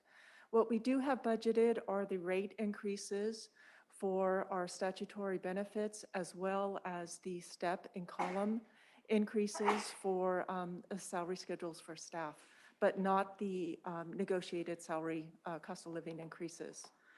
The multi-year projection, this is for the out years, does assume that revenue for the students that attend our district who have a home district in Ravenswood School District, that revenue is not budgeted. Certainly, we are watching this very closely, and if the situation changes at the state level, we will add that in, but just to let the board know that currently that is not in our budget. Another item that was very interesting to the PI Executive Board was this fair share reduction, and I wanted to share that with all of you, just so that that is front of mind as well. In the 12-13 year, there was we had budget cuts to then revenue limit districts, and basic aid districts offered to do a similar reduction, a fair share reduction, if you will, to the budget cuts that were being imposed on revenue limit districts. So for our district, that was $7.4 million annually. So in our state allocation, the state just sweeps that $7.4 million off the top before we even see it. And I just wanted to remind us that that is ongoing, and while state-funded districts have been made whole through growth in the LCFF, as well as growth in the economy of late, we as a basic aid or community-funded district do have that reduction. Also, as state budget decisions come out, specifically those we may see in the May revise, those are not in our budget at this time. And as they become relevant to us, we will certainly add those. Also, we are, this is a discussion item for tonight, and we will continue to prioritize these budget adds as well as any offsets and make recommendations to the board and bring this back for approval in April. So when we were looking at our 5 priority areas, 2 of the items that we have updates to this evening are the areas of mental health and early literacy. So we'll move right to those. In the mental health updates, one of the things that we saw in the last presentation was a very strong focus on the clinical associates at both the elementary and middle schools. So we have added those to our current proposal. We have moved away from the elementary school counselor as well as the outreach workers, wellness outreach workers at the middle schools. So the current amount that is proposed under our mental health program is 1.9 million. And this is prior to any offsets. Moving to the early literacy updates, we actually discussed this one before. This is our ESRI, Every Student Reads initiative, as well as the professional learning around the ELA. And this is something that is not a reduction, but when we looked at it more closely, the objectives that we wanted to move forward with, they were covered in the ELO plan. So this, the 85,800 is what is outside of the ELO plan and will be added to the general fund budget. It is not a reduction to those services or to either one of those programs, simply an acknowledgement that this is funded in a different plan.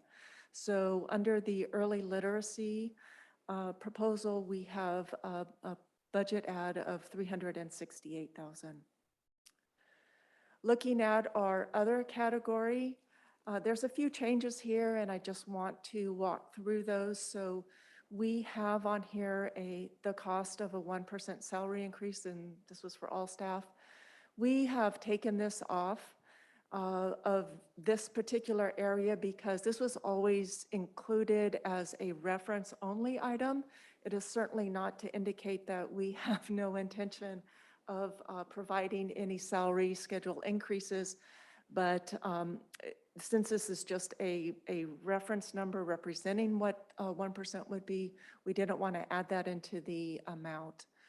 We also heard in the earlier proposal about the need for the health technicians. This is to support medical health versus mental health, and the FTE has been adjusted on this proposal to 3.5, and that corresponding amount is 322,000. So that brings this category, the current amount, to 553,000. So to summarize what we have on our budget adds, our proposed budget adds currently are 3.6 million. In terms of what we have identified as offsets or potential savings to the budget as we move forward, that's a little over $1 million. So our net add in our budget proposal would be a little over 2.5 million. So one of the things as we were going through these budget assumptions and looking at the what we were proposing to bring forward, we wanted to recognize the investment in resources for programs that we already have in place and that we value in our district.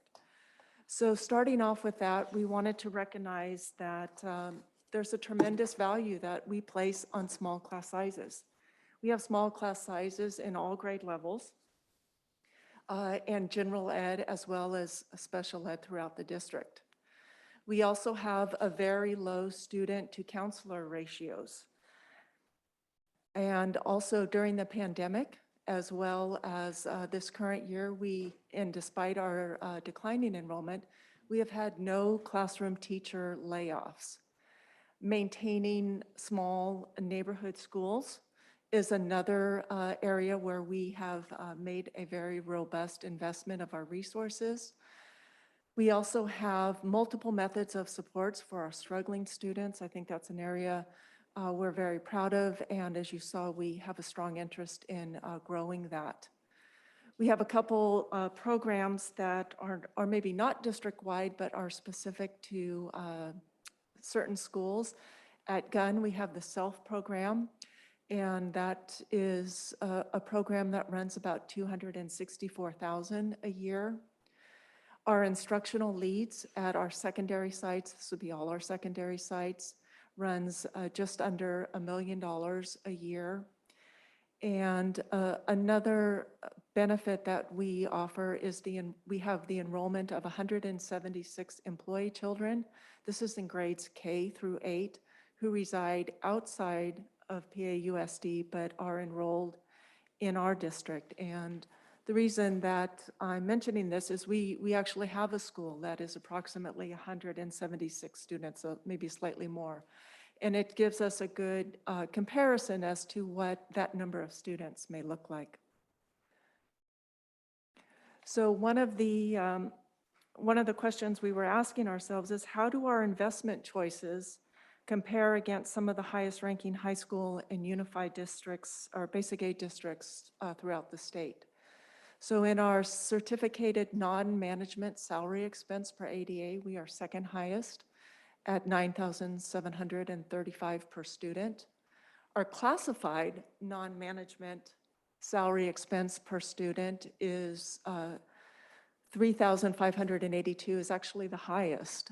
So clearly a strong statement about how we value staff. Management salary expense per student is $1,249. That's the fourth highest. And our benefits are also very, very strong as well. They are the second highest in expense per ADA at $6,530. So with that information, it's no surprise that our salary and benefit expense as a percent of our total expense is the highest at 88.55%. Our we are second highest in our total expense per student of $23,825. And this data is the current available data statewide. It's actually higher this year because of the one-time money that we've received for the state. So it's actually gone up from that amount. Our certificated maximum salary on our salary schedule is second highest at $140,039 per year. And our certificated total comp, which is the combination of salary as well as health and welfare benefits, is third highest at $156,878 per year. Looking at our student enrollment per teacher is quite low at 15.65. So that puts some data around our investment choices, and wanted to share that with you this evening. As we heard our mental health plan, and we're fairly close to having a complete recommendation on our budget assumptions that we'll bring to the board as an action item at the next board meeting in April. And are there any questions on this? We have a couple of public comments on this, so let me turn first to them and then to board member comments and questions. The first is Meb Steiner via Zoom. Good evening, Meb Steiner, once again, president of Chapter 301 CSEA. Thank you, Ms. Chow and the whole team for the budget presentation. Very, very helpful to see kind of the changes and the offsets. I'm actually going to focus briefly on the professional learning attachment that is part of this report. And I want to express my appreciation for our emphasis on professional learning. I think it's so critical we should all be lifelong learners. And we just spoke about the mental health learning that we will be doing and in adding to make it throughout our district. But I wanted to point a couple things out. At the very top of that working draft, there's an asterisk that talks about a significant amount of professional learning occurring during staff meetings, department meetings, and topic-specific release days. And that is very true. What I'd like to point out is, as we think about this, as we think about staffing, for example, our aides who work bell to bell with our students, or other employees in our district who may not be able to step away from their job to come to a staff meeting. I want us to think about including some time for that ongoing kind of connection for professional learning for all of our employees.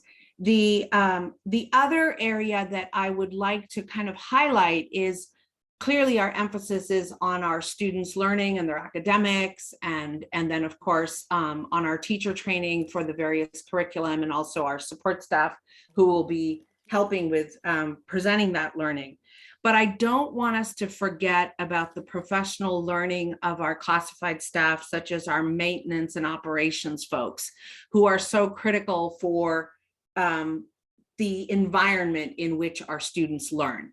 The cleanliness, the maintenance of the buildings, of our transportation folks bringing our kids to school, of our food service folks, so that they are also at the top of their mark with all of their professional learning.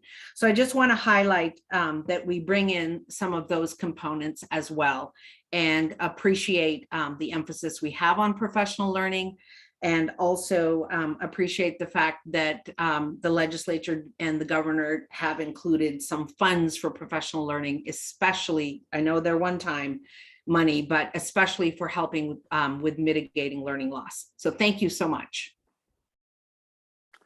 Our next speaker is Rebecca Eisenberg via Zoom. Thanks. A lot of these things are related. So I am grateful for the hard work you're doing, but I can't help hear a lot of the things you're saying as propaganda, or more diplomatically, marketing. You know, when you talk about class size, for example, and the schedule, bell schedule, for example, you make statements like, you know, that all these, you know, that this is all a good thing, that teachers are happy. But when teachers call in, or students speak out and parents speak out, it's like that doesn't get included in the analysis. And really, the proof is in the pudding. If teachers were as happy as you claim, then why does the district have such a big recruiting and retention problem, which your numbers reveal that you have, no matter what the words surrounding the numbers might say? If money is not an issue, then why invest only $83 a student in mental health and the prevention of suicide? Because as you know, suicide is preventable, but it takes an investment. If class sizes are so small, then why do students, parents, and teachers all state otherwise? Why is it constantly an issue in the teacher union contract to make class sizes smaller, and the district constantly pushing back? Right now, our students are entirely used to unfortunately, having extremely limited access to their teachers. They are used to it taking weeks to get edited drafts of their English papers back. This is not the teacher's fault. With the sometimes 2-hour commutes they have to take to get to and from school, you can't squeeze blood from a stone. It's like you set up these teachers in many ways to fail. And then from looking also at the numbers, and I pointed this out last year, it really seems that there appears to be kind of a campaign to get rid of experienced teachers. Now, is that because of the cost of experienced teachers? So I guess what I want to say is, show us the numbers, because the numbers do not back your conclusions. And here in Palo Alto, one of the wealthiest places in the world, we can afford to have more teachers, smaller class sizes, more mental health facilities, and a bell schedule that starts at 9 but ends at 3:30. Thank you. Our next speaker is Terry Baldwin via Zoom. Hi, thank you. Thank you for the presentation. I did want to say that comparing salaries using average daily attendance is a little misleading because we are a basic aid district, so we definitely have more ADA than revenue limit districts around us, and yet we are not the highest paid in the area. So it's just a little misleading, and I'm not saying we're not well paid, but it just kind of seems like if we're saying we're the top, but it's per ADA, it should be kind of clear that that is based on a certain calculation, and we are very lucky to be a basic aid district and have more ADA for our students. And I think that is a great thing for our district, and we use it wisely, and our students definitely benefit from that. But I just, when it's put out there that we're the top, I just don't want it to seem like we are the highest paid in the area. We are up there, which is great. But yeah, so I just wanted to make that clarification. But thank you for this detailed report. And we would definitely like to see some of the great things that are on it happening. So thank you.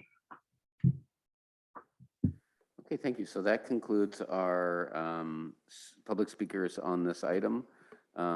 Comments and questions from board members? Anyone? I just had one question. You mentioned, I think at the beginning, the step and column increases. Can you remind me what the cost of those is? Those are basically automatic raises built into the step and column structure, salary structure. Is that right? Yes, that is correct. Step and column increases are the movement of staff across their respective salary schedules.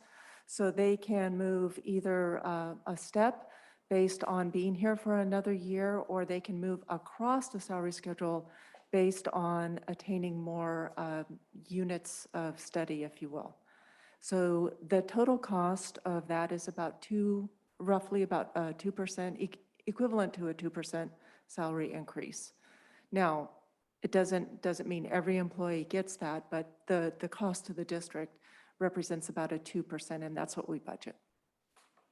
So that's, if I go back to the reference number that you talked about, that's about $4 million annually in terms of step and column cost? Is that Yes, right? that's correct. And that is taking into account all employees. Okay, great. Thanks for that. Thanks for that reminder. Any other comments or questions? Okay, thank you. So let's move on to item 6C, the authorization for bids on the building project at Escondido. And Mr. Holm, I see you coming up.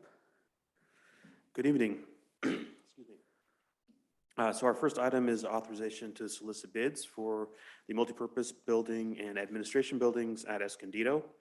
Again, in keeping with what we've done with the other projects, this is one that we are getting lined up for permission to bid as soon as it comes out of DSA. We are going to split this project into 2 phases, but it'll be 1 bid.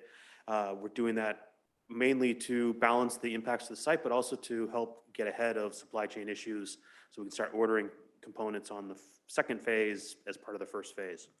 The construction budget is $14.5 million, project budget $20.5. Our current estimate is that it's about $400,000 over budget due to a bunch of off-site work that we have to do, utility work. We will be anticipating a budget adjustment as part of the acceptance of bid. We'll wait until that time to ask for that. Okay, I see this was reviewed by the property committee. Any board member comments or questions? This is going to come back for approval at our next meeting. Okay, thank you. So let's move on then to item 6D, heat pumps and other equipment at Green. Yes, so this is authorization to purchase heat pumps and associated equipment for the Green Middle School HVAC project. This will be utilizing a CMAS, a California Multi-Award Schedule purchasing vehicle to purchase this equipment. It'll be a contract from Siegler Wholesale Distributors for carrier equipment to the amount of $360,000. This is a project that you previously approved to go out to bid when it is approved via DSA, but we are purchasing the equipment ahead of time in sort of our adjustment to supply chain issues to try to get ahead of these issues and get this equipment in the queue so that we will have it when the project bids. Okay, terrific. I see the property committee also reviewed this item. Any other comments or questions on this one? Okay, then we'll see this as well next week. Thank you very much. Mr. Holm. We have some more items in terms of staff reports due to the lateness of the hour. It's only 8:10, but we're going to take a break. A 5-minute break so that we arrive back renewed. I know we haven't gotten to this point where we had to take a break for a while, but now we had some weighty items, so now we're going to do that, and I'll see you back here in 5 minutes. 5 minutes sharp.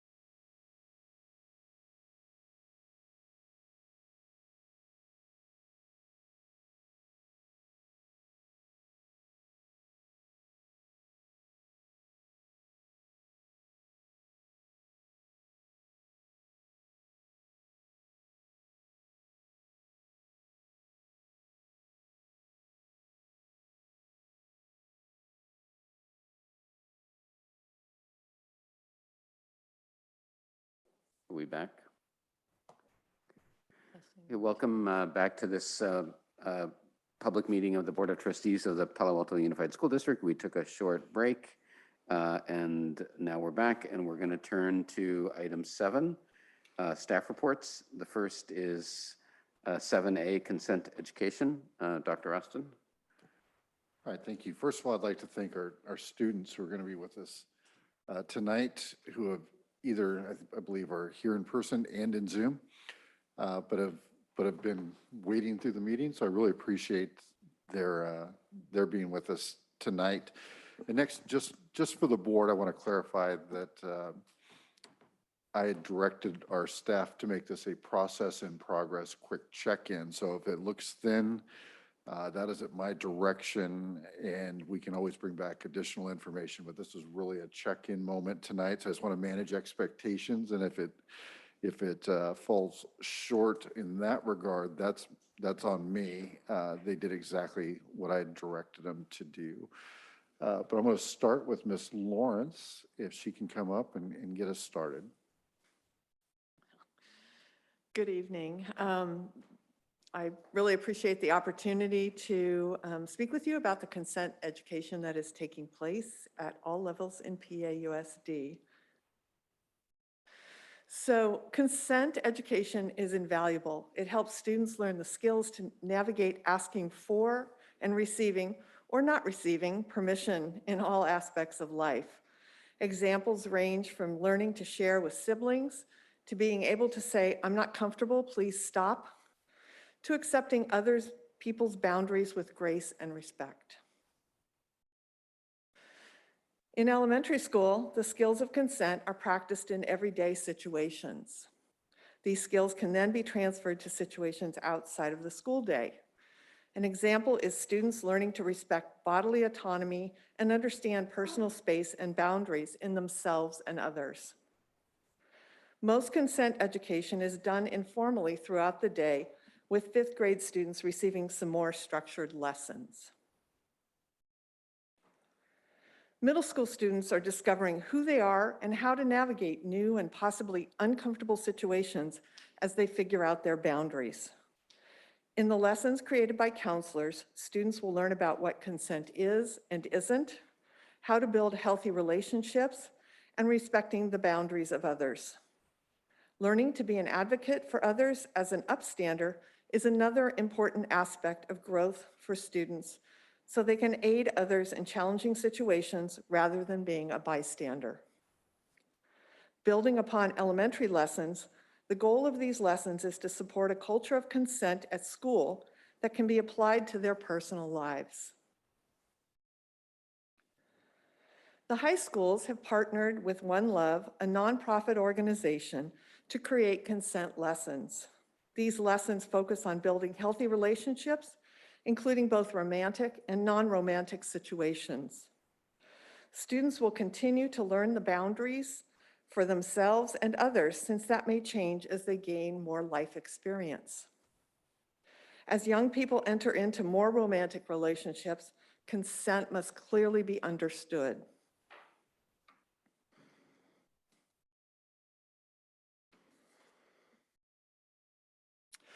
This slide highlights what continues and some specific changes from previous years. The content is the same, but the lessons have been developed in a different manner at both the middle and high school levels. Middle school counselors created 3 lessons to be delivered by teachers in small groups with support from the counselors. High school students have been co-creators of lessons with teachers, administrators, and One Love representatives. Student voice at the respective high schools shaped the lessons to fit the needs at their particular school.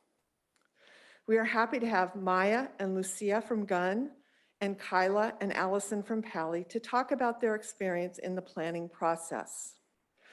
Without further ado, I would like to introduce Gunn Assistant Principal Michaelis Gordon, the facilitator of the Gunn Group, to talk about the beginning of the process.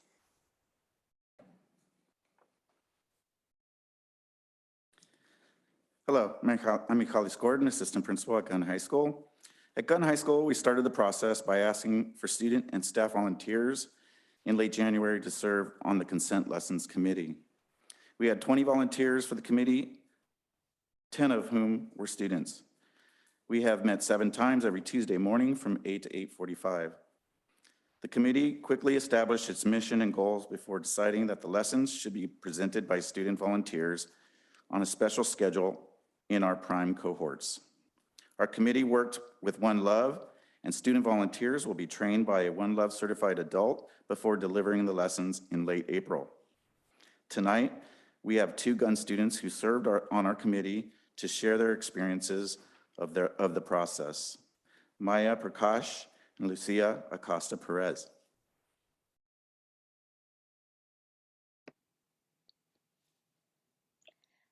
Hi, I'm Maya, and I'm the current sophomore vice president from Gunn. And I got involved after Mr. Gordon reached out to SEC about student participation in the consent committee.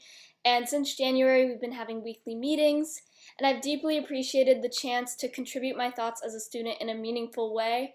And I felt that I and other students have really been heard by the group, composed of self-developers, admin, teachers, and wellness staff. And it's been a really unique experience having the chance to take such a first-hand approach to developing and implementing a curriculum that directly affects myself and my peers. And I've loved that after deciding on the student collaboration aspect of the lessons, we worked on like a multifaceted approach to reach different groups of students and really give all a chance to get involved in this important issue. Hi, my name is Lucia, and I'm a senior at Gunn High School. I'm co-president of the Title IX Club in our campus. And so being a part of this consent committee has really allowed me to voice my opinions and thoughts surrounding consent and how it should be presented. It's been amazing to be able to work with students from different grades, genders, backgrounds, and perspectives. Throughout our meetings, we had breakout rooms in which allowed for true discussion and conversation in smaller settings before sharing in a larger group. We've also been able to bring our thoughts and findings back to the Title IX Club and heard input from other students. It's honestly been great to see how our input as students has been taken into consideration and displayed in the curriculum that we will be presenting in just over a month.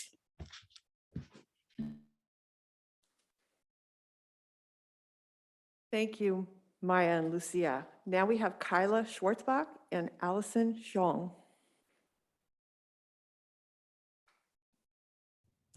Hi, I'm Allison Zhong. I'm a senior at Pali, and I'm co-president of RISE, which is Pali's club dedicated to creating a consent-conscious culture at Pali. And we've been able to work with an incredibly helpful group of people to tailor this curriculum to Pali. And that includes a group of admin, people from wellness, and a bunch of counselors as well as the One Love organization who provided the curriculum that we've been tailoring to Pali. So admin's actually been really great with helping us push this timeline and keeping us on track to get everything done and just keeping that momentum going. And the fact that our training happened today is actually just super phenomenal. And of course, we have our club advisor, Mr. Davis, to thank. He's been a great source of information and just a person to turn to whenever we need help. Yeah, everything Allison said. I'm Kyla. I'm also a senior and RISE co-president. And Mr. Davis has just been like a super invaluable resource for us and a really incredible advisor. And our club has been working for the past 3 years to try to create student-run consent education. So it's super exciting that it's happening this year, and that definitely couldn't be happening without the help of our admin and our wellness center. And our Pali student community has been really, really incredible and really great at responding to our call for help. And we had about 30 students today at our facilitator training, which is super exciting. And yeah, again, like Allison said, One Love provided a really great template and really incredible resources for us. And we're just really looking forward to presenting what we've been working on in April. So that concludes our presentation, but I want to thank you for listening and thank all 4 of the students who have been waiting a little while to participate in the meeting tonight. So thank you very much. Thank you for that presentation, and thank you to the students who waited for us to get to this item. I appreciate their time. Comments and questions from board members? We don't have comments from the community. I don't believe so. I don't think we have comments from the public on this one. Mr. Branzo? Thanks for this update. I know that this is something that we've been talking about for a long time, and COVID hit and makes it hard to do this kind of thing when kids aren't on campus and then are just starting to come back. So it's really nice to see it front and center again. I noted in the elementary work, you talked about being in the process of looking at new SEL curricula, and it makes sense to me to sort of just be on pause until we get a new SEL curricula and see what it explicitly has about consent or what things we could supplement with, but we should know what we're going to be using first, right? So I don't know if we are anywhere with that yet or not. If we have a new one or if we're adopting a new one. Okay, not there yet. Okay. High school sounds like, I mean, based on, you brought us kids from Pally and Gunn, and I actually follow the Rise Pally group on Instagram. So I periodically see updates from them. And it's great to see that not only are we really developing this work, but we're doing it with students, right? And I remember the last time they came and spoke with us, I think it was last January, they talked about how they appreciate some of the education we're doing, but it's best done in small groups, or it's best done if they could make the video, they'd make it so much better than our really dorky middle-aged video, right? So I'm so glad that we're doing that work. At the middle school level, I'm happy to see the 3 lessons in 8th grade. It feels like there should be some explicit stuff in 6th and 7th. So I don't know if you're just sort of giving us a sampling or if this is where we're starting in 8th and we're moving it down. But having a rising 6th grader, I'm thinking, well, they really need that work too. So it sounds like we're, what you called it, Dr. Austin, it's sort of a progress update and there's more work to be done, but we are doing some stuff. So I appreciate the work that's being done, and I look forward to seeing, eventually, just like Mr. Dauber commented on how far we've come in wellness and how it looks different. I am looking forward to the day when K through 12 consent ed, moves all the way along, it's common language all the way up, and we really feel like we're there. So I'm glad the work is happening. Thanks. Ms. Ladden-Wyrick? Yeah, I mostly just want to echo what my colleague just said. First of all, with high school, I want to say thank you to everyone for listening to the students, for partnering with them.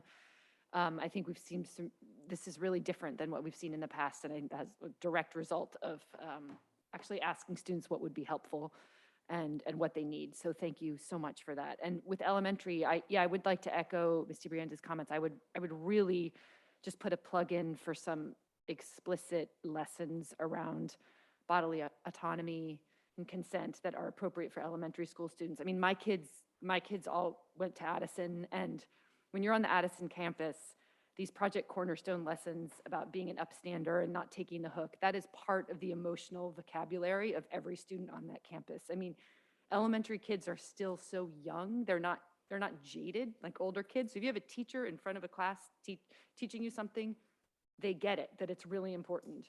And so I think we're missing an opportunity if we don't focus on consent in that formal way, in addition to all the informal ways that we do it. So that's my plug. Mr. Durant? Thank you.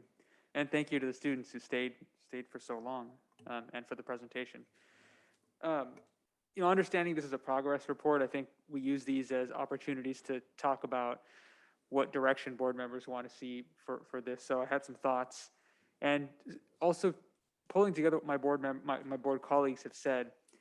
I sort of agree that when we look at elementary versus middle versus high, we're seeing this sort of gradual increase in granularity as we get to high school, where we have one love.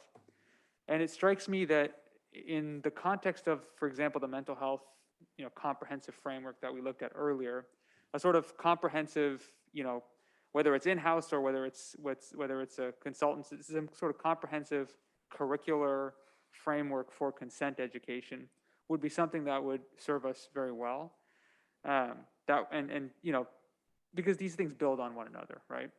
I completely support the work that's being done at the elementary school, but I ask whether, do these pockets of work that are being done at elementary schools, do they mesh with what's being done in middle school? And does that mesh with what's being done at high school? And then at the final end, does that reflect what, for example, our Title IX office is seeing when they look at the ultimate results of gaps that we've had in that area from day one. So, you know, really just a comprehensive framework that fills in those gaps and takes input from everyone from the bottom of the chain to the top is really something, you know, sort of what I envision at the end of the day, when we are in a place where we are sort of now with mental health, looking back at this maybe being sort of the catalyzing discussion of direction for that. So those are my broad thoughts, and I'd like to see what this looks like when it comes back. But thank you for the update. Thank you. So I had a couple of more specific questions following up what my colleagues have commented on. So in terms of elementary school, I understand that there's an SEL curriculum adoption process going on. Is that a fair statement? Okay. And what's the, and as part of that, you're looking at the role that consent education plays in those curricula as part of the process of evaluation. Is that right? Yes, we haven't started the formal. We are just piloting. We're going to do more of a formal next year. I'd also like to add that we do have formal consent education in the 5th grade. Oh, okay. Health connected puberty talks, we call them. And so the time frame on the SEL, and that SEL curriculum is going to cover K through 5. Is that right? I believe it eventually, it is a K through 8 curriculum. Oh, okay. And the time frame for that is next year you're going to be doing a selection or a pilot, or I think I just lost track of it. Yeah, I think we're going to do something more formal next year with our 2 other adoptions that we are doing this year. We are giving it, we're just letting people pilot who want to try it now. Anybody can do it. We have access to it, and we'll do something more formal next year. For okay. And official adoption for the following year. With the goal of adopting for the 2023 school year, it sounds like. Okay, that's helpful. And that'll be a K-8 SEL curriculum. Okay. Anything else from board members? Okay, thank you. Thank you for that report and update. Very informative. And then let's move on to 7B, the homework survey results. Is this Ms. Elphick? Hello, good evening. I'm just converting over my computer to be able to present. So just, oh, good. Okay. So good evening. Sorry about that. So this presentation is a follow-up to the February 22nd report or original presentation from the survey data that we compiled in earlier in February. Before I walk through this interactive tool with everyone to show how it works and what you can glean from it, I just want to highlight some important points. So first, this is the very first time we've actually conducted a survey that is specifically and solely around adherence to and compliance with the board policy and administrative regulation. This first administration of this survey acts as a benchmark from which we can make improvements. And this data that I'm going to show you acts as a catalyst for site discussions and helps to keep homework, frankly, at the top of a list of many important topics that we bring up. So I think Mr. Dauber mentioned earlier, there's absolutely a connection between what happens in the classroom academically and what is going on with each individual student in terms of their mental health and well-being. And for sure, homework is a component of that. And it impacts multiple other elements of a person's life in general. So each site has their own data that is not anonymized. This data tonight that I'm showing you and the data that is exactly the link that you can get to through the board docs where anyone from the public can play around with the data. It's all anonymized, but our sites, I want you to be reassured, have information with student specifics attached to it.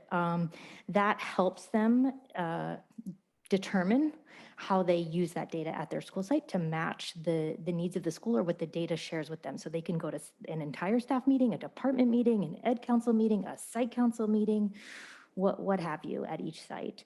And then when looking at the data in this format, it does give you, compared to the previous format I gave, which has had a very high level overview, this does give you an opportunity for getting a better sense of maybe where to start with how you come up with a plan of intervention if needed, or a plan for improvement in terms of outcomes or expected outcomes. So this is in Tableau, and it has all of our information as what they call a story. So on the when you load the item or you click on it, you get to this first page, which is a background item with information about the entire survey. But one of the best parts is each school is highlighted for minutes per night specifically. So when I click on Gunn High School, oh, there it is. When I click on Gunn High School, what you see here are individual dots color-coded based on the number of honors or AP courses that students marked off, whether it's no response, none, and all the way up to 5 or more, all the options that they were given. And these are all dots representing individual students who completed the survey. This layered on top of it is a box and whisker plot, which is just basically, I mean, in very simplistic terms, cuts the data into quarters for people. So ironically, the information here where the dark blue and the light blue boxes change over, if you hover over it, it says the median is 90, and that is for ninth graders, which is actually the recommended amount. And if you kind of look at an adjustment for the variability of learners, some who read faster, some who read slower, some who are better at one subject than another, whatever the case is, whatever the variability is, distractions, our board policy specifically states and makes comment about undistracted time. All of those factor in. So if we provide some variability, we end up with a pretty decent range here that matches this concept of time and a half and half time being the creator of a range.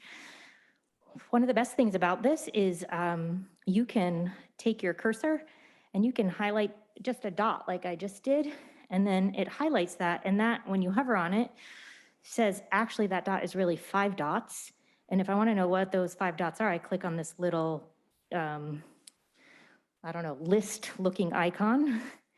And it then opens up, okay, here are the 5 12th graders. One of them has 5 or more AP and honor courses, 4, 3, 2, none. So for example, if I am at a school site or I'm someone playing around with this, I might want to say, or if maybe I'm a principal who said, hey, guidance counselor for 12th grade, go look at this, right? They can see, I mean, I personally would call in this senior who has no honors and AP courses and reports 240 minutes, right? So it gives us any number of ways to respond to this information or data to create an impact and to check and make sure services are being provided or interventions may or may not be in place.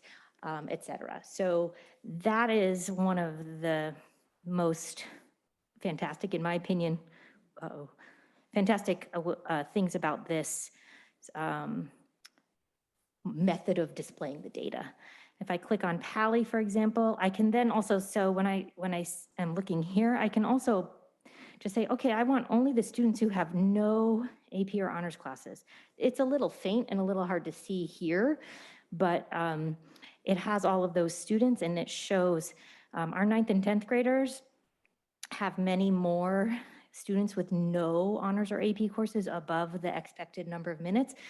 And what is that attributed to? That's a great question to start that conversation going, like I said, as a catalyst for different groups of teams or site council or ed council, et cetera. And I can click one.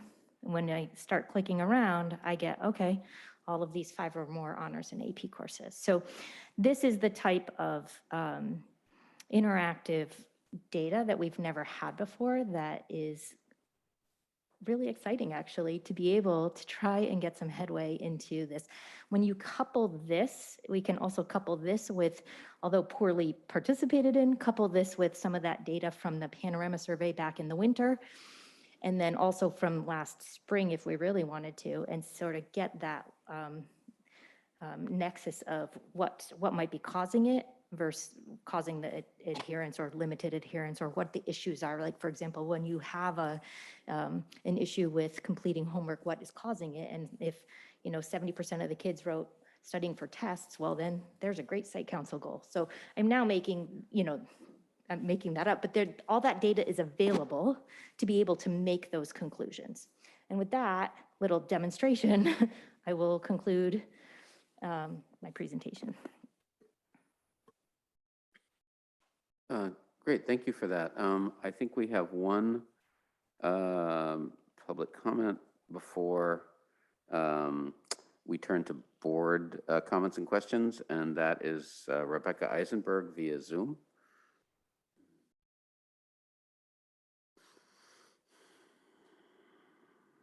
Ms. Eisenberg, would you have her?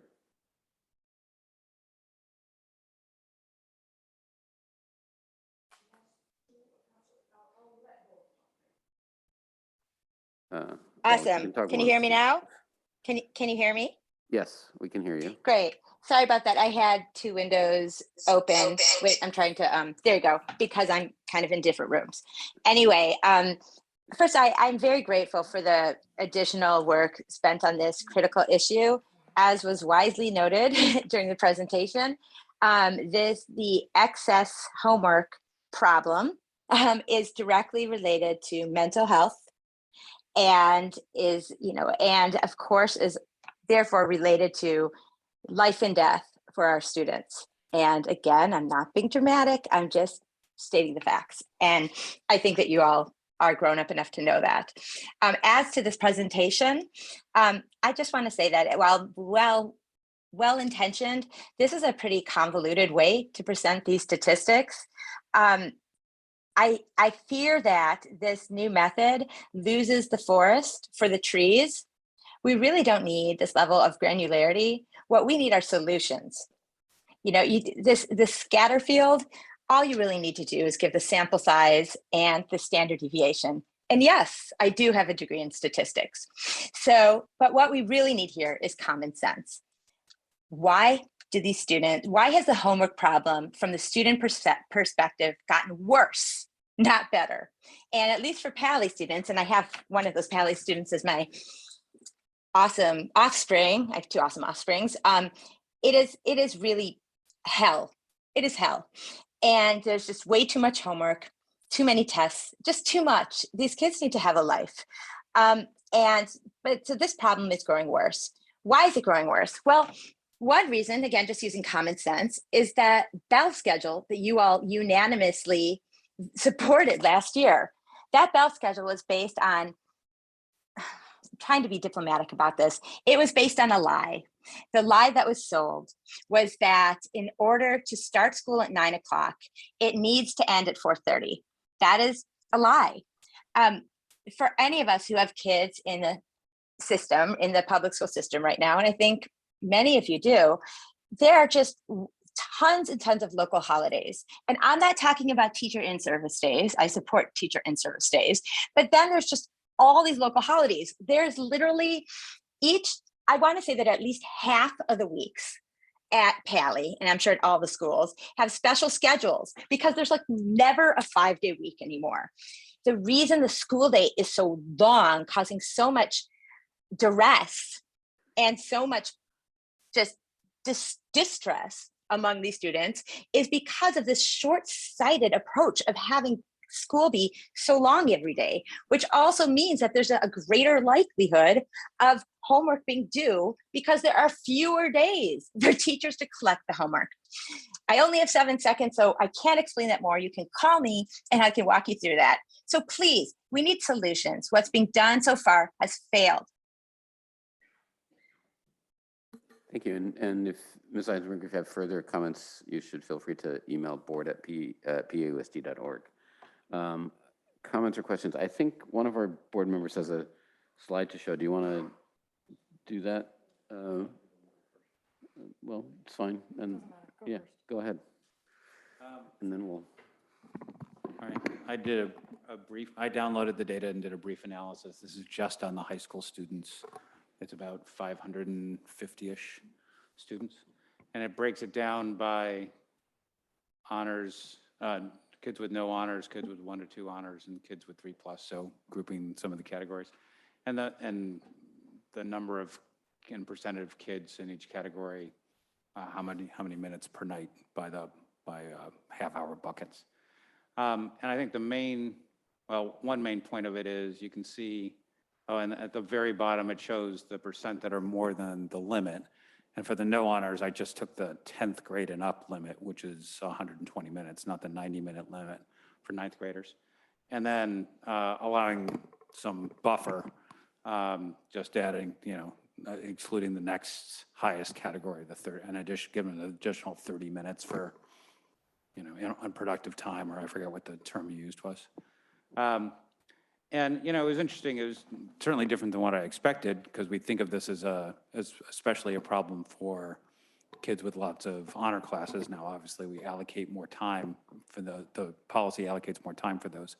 But what jumped out was that the students who are no honors in AP courses was, I think, as you mentioned, are mostly almost entirely 9th and 10th grade students. I think the way the survey ended up, it was many more 10th graders and 9th graders, because I presume 9th graders just didn't participate in the survey for some reason, or at a lower rate. But it just jumps out, 37% of them are above the 120-minute limit, 29 are above the half an hour more than that per night. And that doesn't even account for the fact that the limit would be even lower if we separated the 9th graders from the 10th graders. So I thought that was interesting. It was different from what I expected. And when you talk about using the data by the way, I should back up. It's great that we have this data. I'm not sure why it took us 6 years to finally get around to doing it, but I'm so glad that we did, because this is the first time that I've seen in my service on the board that I've seen data that allows us to actually concretely think about, hey, what levers should we be pulling, and how do we break down this problem so we can understand it and try to improve it. So I think it's great. So thank you. And it's great to see somebody getting excited about Tableau. I love Tableau too. It's great. But it struck me that, hey, we have a lot of this problem is a 9th and 10th grade problem. And that's an area that maybe you could focus on that has different types of solutions than solutions get into AP courses and electives, and maybe an entryway to improving the conditions in the school, but certainly different than what I expected.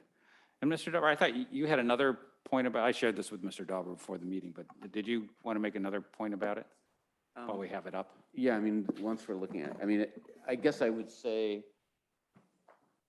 one way to look at the data, I think, is that, and I think we could test this, but is that students are, whether they're in honors or not, or to some extent even in grade level, they're seeing similar amounts of homework and distributions of homework, and some of them have, you could think of it as lower homework budgets. So the homework that they're seeing exceeds that budget at a higher rate than students with kind of higher homework budgets because they're in a higher grade or because they are in honors or AP classes. So one possibility is that we're not calibrating well the amount of homework that students receive based on these, the characteristics that are important in the policy, which is, what grade they're in and whether they have honors or AP classes. And I think that's something that, staff can address. I had a conversation with Dr. Austin about this as well. And to Mr. Collins' point about the data, this policy asks teachers to adjust the amount of homework that students are doing without a whole lot of data about how much, their time they're actually spending. It's kind of like speed limits with a speedometer that is taped over with black tape. You can't expect teachers to do a very good job of calibrating if we don't give them the feedback. So I think this is the first solid indication that, there's a need for that data and that, if we provide it, we've got some, real action implications. I expect that one of the things that people will say is, well, this data isn't good enough. We need better data, which I heartily agree with. And hopefully this will motivate some effort in that direction. And, I would personally, speaking as a board member, I'd be happy to put some dollars against that if there's staff time that is needed in order to develop technology supports for that, which I think would be, very useful to do and provide even more granular data. I have a few more comments about homework that I'll make at the end. Yeah. Mr. Brienza, you look like you're about to. Well, like everyone else, I was going to do like a little Tableau advertisement. I mean, I'm a big fan of Tableau as well. And it's really, it feels so different to be able to dive into these data this way than other things we've seen with just averages or whatnot. So thank you for putting it on there and, showing us around. Really nothing that hasn't already been said. Obviously, we've made progress and there's still work to do. There's still a lot of dots above our limits. So hopefully using these data with the teachers will help them figure out what has to happen next. Thanks. Ms. Latimer. I have, okay, sort of a couple quick points. The first thing I want to point out is that I think Mr. Dauber alluded to this. I do think that guidance to teachers, sort of some more clarity around not just here's the letter of the policy and what it says, but around, so how do we adjust practices to comply with the spirit of that policy? Because I think what I noticed as a parent of a secondary student this year, when it became clear that this needed to happen, it was sort of the school year had already started. And in a lot of classes, there was a big shift in how teachers treated homework. And one of the shifts that happened is homework became not mandatory. It became, you can do it if you want to do it. And so I think and some of that has happened in past years, that some teachers have made homework not mandatory, others have said it is mandatory. And so I know, just in my sort of small sample size of secondary students that I know, there are some who do all of the homework, even though it's not part of their grade, because they see that as, how they learn the material. And there's some who do none of it unless it's required and going to be graded. So when you're doing sort of self-reporting on how much homework you have, and you have a lot of different practices in classes in terms of what's required and what's not, I think that can skew sort of how much people are doing. Because there's some kids who do nothing. They just study for tests, they take the tests. And then my second point would be around the 9th, 10th grade point, and I sort of brought this up last meeting when we were talking about summer school. There is the obvious elephant in the room that 9th and 10th graders don't have a prep. So 11th and 12th graders frequently can do a lot of work during the school day. So whether they're counting that as homework or not, right? That's not homework at night if you're getting an hour and a half done during the day. So I think the data's great, but I also think, as with all data, it doesn't there's holes that it doesn't necessarily answer. So those would be sort of my points. I think the general point is, I do think there's more guidance needed, maybe from the district level, around, okay, what are we actually asking teachers to do? There's some teachers who just went to doing homework checks instead of requiring homework to be done. So then basically kids are just getting quizzes instead of having to turn in homework. So there's lots of different ways to implement the policy, but I think it's important to realize it's being implemented very differently in different classes. And so I think that impacts kind of some of the information we're getting. Mr. Drop. Just to add one thing onto there, since we're talking about what we'd like to see, not to undercut at all the data that we have, which I think is fantastic. My plug from last time for wouldn't it be great if we knew the relative qualitative difference between different types of homework and how that relates to the spirit of the homework policy. So, is an hour of reading Test of the D'Urbervilles the same as an hour of doing Chem Honors homework? I don't know, maybe for different people.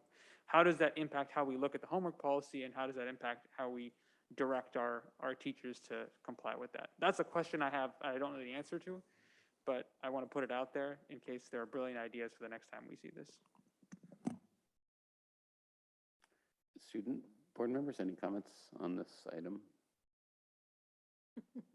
You're worried about your homework. That's what you're thinking about, right? It's like, are these guys gonna?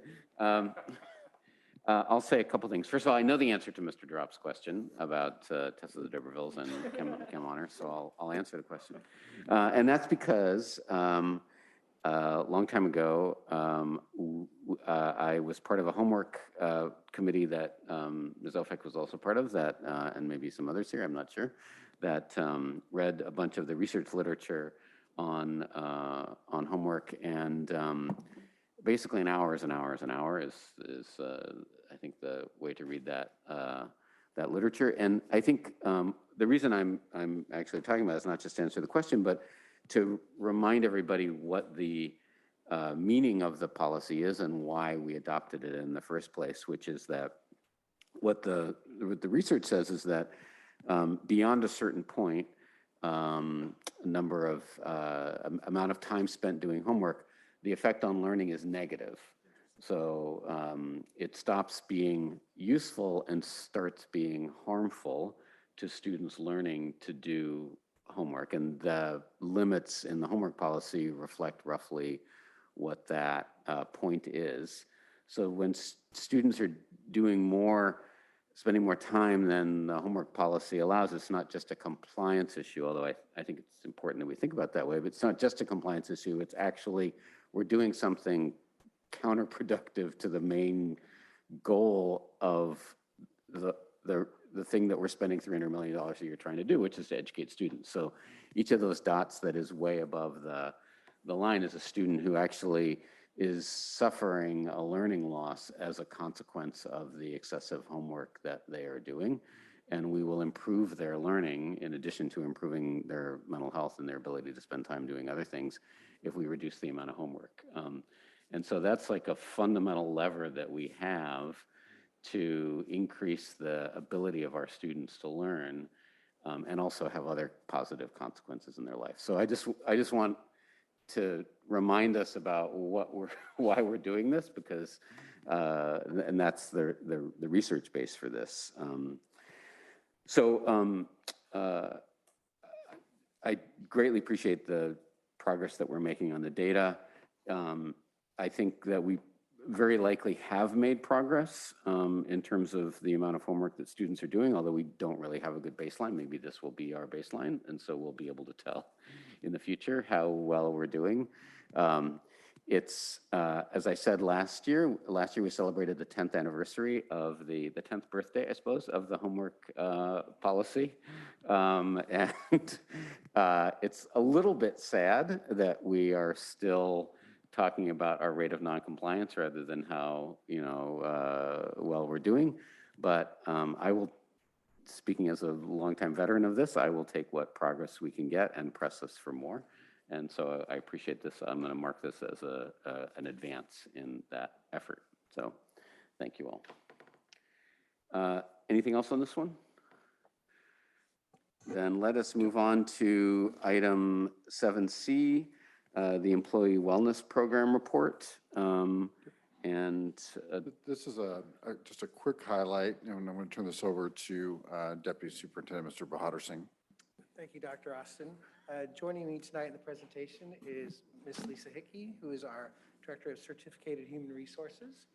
And what we'd like to do tonight is kind of follow up on what Ms. Dixon and Ms. Yoshinaga mentioned in their presentation about staff wellness. So next slide, please. So first of all, when we look at staff wellness, there's two areas that we're focusing on. First off is the opportunity for us to develop activities and events as well for staff, as well as recognition and appreciation for PAUSD employees. So the team took a lot of different items into consideration. First of all, when we were developing these, we wanted to make sure that these activities and opportunities were available to all staff, classified, certificated, and management employees. Secondly, we realized that work schedules, a lot of things are traditionally scheduled after school, which is a long day for many employees. So we're starting to look at other opportunities weekends for things like hikes and so forth that Ms. Hickey will elaborate a little bit more on in a second. We also wanted to have an opportunity for employees to share what types of activities and things they would like to see offered. Zero cost to employees, so that there was everyone could participate. We've also had the opportunity to work with Tom Keating, who is the principal of our adult school, to develop, in addition to some no-cost opportunities, but also some very reduced cost classes and workshops that not only our community can take advantage of, but also our employees. And also, as you'll see in a moment, a variety of focus areas. Some activities are, traditionally things like, health and fitness, mental health, and Ms. Hickey will kind of touch on those in just a second. And then finally, what we also considered was utilizing existing resources. For example, our partnership with Adult School. You'll see in a second some of the other folks we've reached out to, as well as our community partners. Next slide. So this, in a second, this all started pre-pandemic with Ms. Hickey and the team talked about an activity called Wellness Wednesdays. And so I'm going to turn it over to her in a second and kind of share with you a little bit of how that has kind of morphed beyond just a little bit of Wellness Wednesdays. So Ms. Hickey, go ahead, please. All right, thank you. Good evening. So yes, as Mr. Bahadur Singh stated, we started in the spring of 2020. I remember it distinctly, a spin class picture right before we shut down. And then we looked at that picture and had to say, we promised this was before COVID started. So we were really excited, but we had to, I think we went through 3 classes and then we shut down, and it was just time to bring back Wellness Wednesdays because, of course, we definitely needed it, especially after going through COVID. So we realized that we have very talented employees in PAUSD. And so we partnered with different departments as well as the Palo Alto Adult School to use our staff's expertise. And in addition, our staff just also recommended outside organizations to provide various offerings. So you can see that there. And then on our next slide, here are some of the examples of the classes that we have already offered or are currently offering. We started this back in early March and kicked it off with Genevieve Dixon presenting on chronic stress and burnout, and that was a session on Zoom. Although most of our offerings are in person, we like to vary the formats because it is convenient for some of our staff members to log on to Zoom after the workday. I attended that and learned a lot about the difference between stress and anxiety. We had an art as wellness session earlier this evening. There was Zumba taught by our own Blanca Herrera. Furry friends and therapy dogs will be at the district office tomorrow at 3 p.m. And if we go to the next slide, I'll highlight a couple of other things. There is a slide of Genevieve Dixon on the Zoom session. Last week, we had an alkaline class called Practice Makes Posture. And it was actually great because although it was focused on movement and physical fitness, you did not have to be super active to participate. And a lot of it was just about basic alignment and posture positions and little things you could do while you are sleeping or sitting throughout the day. And one of the things that Erin from Alkaline mentioned was even if you exercise an hour a day, that's really only 4% of your day. So what are these other things that you can do that help your lifestyle during the other 23 hours? The most popular offering was our Belgian chocolate making class. That was one where it wasn't a huge capacity. We had to limit it to about 14 people, and we actually had to do a lottery. But the positive thing is everyone on the wait list, Tom Keating organized it with our instructor that we offered a 3rd session. So started with St. Patrick's Day with some St. Patrick's Day chocolate baking. I guess dark chocolate is in a couple of weeks, and Mr. Keating had mentioned that he thought that dark chocolate was more popular than milk chocolate. I'm more of a milk chocolate fan, but I think it might have been the date as well. All right, I think next slide, and Mr. Bahadur Singh is going to take it back. Thank you. In addition to developing activities and programs for the staff, we also want to focus on employee recognition and appreciation. And so listed here are a few of those items. First of all, service recognition. That is an opportunity to recognize the years of services that many of our employees at incremental marks, 5, 10, 15, and 20 and beyond. We did a Heroes program, which was the opportunity for staff to nominate their colleagues.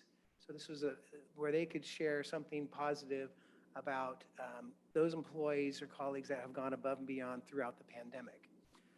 The volunteer appreciation is probably not what you think that is. It's volunteers. What this was is we had a lot of our employees who really went above and beyond in terms of offering to volunteer to work additional hours, to cover classrooms for subs for their colleagues beyond their workday.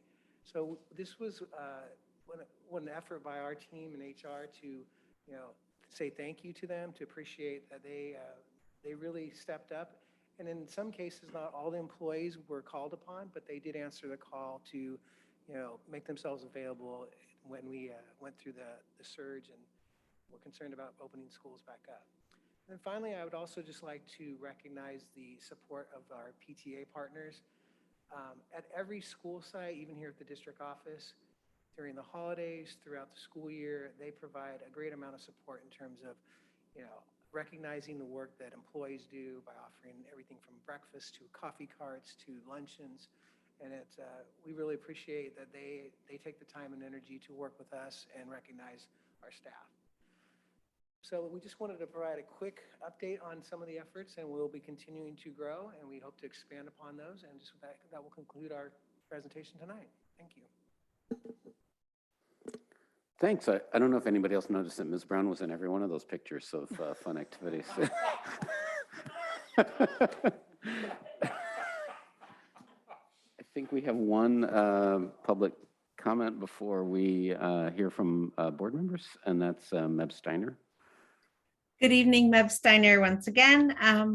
I just want to express a very heartfelt thank you to our HR team for all of this, for bringing the resources and the recognition of that our employees need wellness support as well. Because when we are well is when we can focus on our students and help them be the best they can be. It also embodies the name of the department, Human Resources. And it's just wonderful to have that piece highlighted. And it's not just about hiring and signing contracts and putting up jobs at job fairs, and all of that is important, but the focus sort of on the employees themselves is much appreciated. And I just want to say a huge thank you to everyone who helped create these opportunities and the partnerships. I also want to announce that our chapter is bringing back, during COVID, we went on a bit of a hiatus of this, but we will be bringing back the Employee of the Year Awards. And we sent out Google Doc. Thank you, Ms. Hickey, for getting that organized, to get nominations for great classified staff that people are appreciating. And those awards, we've gotten a lot of nominations, and those will be sifted through and then presented in May. And traditionally, we have done a presentation at a board meeting in May. So I'm hoping that we will get on the board agenda for a meeting for that.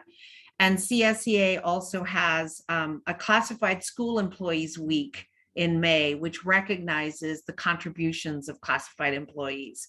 So I just want to put some of those things out. But most importantly on this item, I just want to really express a heartfelt thank you for all these wonderful things and wonderful resources, and much appreciation from all of our employees. Thank you so much. Thank you. That's great to hear from Ms. Steiner. Comments and questions from board members? Anyone? Ms. Latimer. First, I just want to say I'm really grateful that we're being mindful of staff mental health and offering the supports for our employees. I just want to say thank you for all the work that you put into this. You know, when I was reviewing this item, I kept kind of thinking about how it looked really good to me, and also that I really had no idea whether these supports are impactful for our employees or if there's other things that we should be doing. And it was really nice to hear Ms. Steiner just call in right now and express gratitude. I appreciated hearing that feedback. And it sort of leads to a more general comment that I have, which is that as a board member, I honestly feel like I don't really have a handle in general on staff morale in our district. We hear anecdotally in lots of different ways, either from people emailing us or contacting us directly or social media or coming to board meetings. We hear from employees who are happy and others who are not happy about various aspects of their jobs or working here. And, you know, and at the same time, we're rated #1 of the best places to teach in the Bay Area. And we know we just talked about how low our class sizes are and our high salaries compared to other districts. And all of this seems to point towards us doing really well by our employees. You know, we're dealing with 2 years of a pandemic, so everybody is everywhere is redlining. And then there's the reality that just as human beings, we're all more likely to speak up when we're unhappy than when we're happy. And so as a board member, I just feel like I'm incredibly cognizant of how important it is, of how few people really speak up on any issue, and how important it is to not let the voices of the few kind of take the place for the voices of the many. But I also don't want to ignore the voices of the few if they have some real legitimate concerns. So this kind of is all leading me to ask Dr. Austin, I don't know whether right now, kind of after 2 years of a pandemic, as we're all trying to reset, is it possible to do some sort of comprehensive survey, like mandatory or as mandatory as possible, to all staff, like teachers, classified management, everyone, just around job satisfaction and wellness. And, you know, I don't even know if that's possible because of the complexities of district versus union responsibilities, but I just kept coming back to that as I looked through this item of how I would really like to know if we can better support staff. And I just thought I'd ask the question, if that was possible. Yeah, I can touch that one. Yeah, not only is it possible, it's in the works. So we're doing that as part of the outreach effort for the next iteration of the PAUSD promise. We're also going to circle back to some work we did when I first got here through Orgometrics, which did some real kind of systematic looks at the district. The pandemic kind of blew a hole in some of that work, but in some ways it might be okay because we had some results. Some things are historic. You know, I was laughing with a couple of board members. I watched the 2015 board retreat, and some of exactly what we hear today was expressed at that point. And you know, I think the question is, you know, the number, and at what point is something true as the entire organization as opposed to true for some? And true for some is still fine, but it's different when it becomes true for an entire organization. That's a question all organizations need to struggle with when they're trying to sift through some things. And I think the part that we're always looking for is concrete feedback. We're not in a position to change everyone's feelings. We are in a position to, when there are concrete recommendations, that we can help implement things, but we also need to be mindful that this is something anyone in any seat in our entire organization can participate in, not participating in what we offer, but participate in addressing issues. And the last piece is that the mental health, you know, the Wellness Wednesdays were not a reaction to people are feeling unhappy in any way. They're just a healthy thing to do. Healthy organizations do this as part of a routine of what they do. But there's nothing that keeps school sites from doing this a day a week, 2 days a week, 3 days a week. Nothing from our associations from doing their own thing on top or or individuals doing walking groups. I see that here in places. So there are lots of ways to do it. I don't want to put this all on Trent and Lisa and the team. I very much appreciate what they're doing. But I think one thing we need to do is expand the offer to say, if you want to run something and go for it, let's just do it. Let's just do it. You don't have to feel bad to enjoy feeling good, right? So it's a broad cultural issue. But I will tell you, the surveying is going to be done, but we want to do it at a high level. A lot of people think surveying is easy, and as lots of us know, the precision of the question and having something that you can draw some conclusions out is really important, and it is hard work, and we're going to do a good quality job with it. Great, thank you. I'm very happy to hear that. Anyone else? Mr. Brenza. Mine just seems so small compared to that. It's sort of been answered already, but I was just really curious where you came up with these ideas and if we had checked with staff to see if this is the kind of thing that was going to be helpful for them, or so it sounds like maybe we have done some of that and more is coming, or. Yeah, we still want to get additional feedback from staff. I want to, say a thank you to Tom Keating. He basically said to us when we met with him, we'll do whatever you want. We have teachers, we have employees who can design classes. That's how the chocolate making class came about. He's willing to work with the Baylands and set up hikes for staff, knowing that after school and in the early evenings is tough for a lot of people.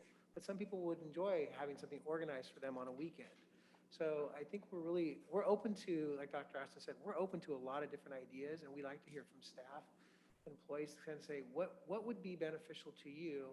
And I also want to give some credit to our principals because they've done some things at the site-based level that we've been able to say, hey, who's the contact for that? So we can now bring this to maybe a wider audience throughout the district. So there are some things happening at school sites that are going on, but we really want to try and see if we can expand that to a greater audience. That's great. I mean, there's always a tough one, right? Everyone, teachers and educators across the entire nation are exhausted and really burnt out. That's no different here. But sometimes adding something else to do is just another thing to do. You're so tired, right? So I think finding out what are the kinds of things that are helpful. And it sounds like you guys are off to a good start. Thank you. I really appreciate it. Can I And thanks just to say our that educators. when they do register, we have a place for staff to give input on other offerings or different ideas that they may have. Great. That's wonderful. Thank you. Okay, any other comments or questions? Okay, thank you very much for that report. Let's move on then to our information items. Item 8. The first of them is item 8A, the Title IX update. So these are items for which there's no staff report, but there's an opportunity for public and board comment. We do have public comment on item A, the Title IX update. So let's hear that first, and that is Rebecca Eisenberg via Zoom. Oh, hey, I was actually going to wait for the presentation first, but I guess there's not going to be a presentation. So I will do a short presentation in the 2 minutes and 52 seconds that they're available to me. And the first thing I'd like to present is that if you look at the chart that was shared, there is an allegation on February 6th of there's a complaint of rape at Gunn. On March 2nd, there was a complaint of grooming at Gunn. And February 16th, there was a complaint of something that you all called, please change this name, inappropriate photo sharing. I assume that what they mean by that is revenge porn. Revenge porn is an international epidemic where usually what the typical scenario, not the only, is when there's a breakup between two young people and the male young person shares publicly explicit photos of their ex-girlfriend or even of young women that they don't have, never dated, that is done basically to target them for harassment and sexual assault. It leads to, you can Google revenge porn and you will see how it has led to uncountable, that's not the right word, but you know what I mean, suicides across the world. It's a huge problem, and I hope you get on top of it. In addition, of course, to the allegation, complaint of rape. at Gunn. So I also want to point out that Title IX, and then quickly, as you know, you're still under consent decree, which is an active order of the court to behave in certain ways. And if you fail to do that, you can be found in contempt of court, and lots of bad stuff happen. Anyway, I also want to point out that Title IX is not just about the terrible things of rape and assault and harassment. It's also about, non-violent, yet it still feels like violence to the young women, disparate treatment of boys versus girls. And especially historically in athletic departments. And a very good example of blatant Title IX violations is if you go to PALY's official athletics website, pallysports.com, and you click on, I could help you get there if you actually want to look into this. If you click on donation portal, you will see approximately $180,000 that has been donated, even though it's not tax deductible, to PALY, and where in every single example of there being a male and a female sport, the male sport is getting donations of approximately 3 or more times that of the female sport. Say, take for example, I think it was basketball that I was looking at, where the boys basketball was getting like 18,000 and girls was getting 6. That is a de facto. Thank you for the comment. The next item here is any board or comments on this, questions on this item, Mr. Brinza?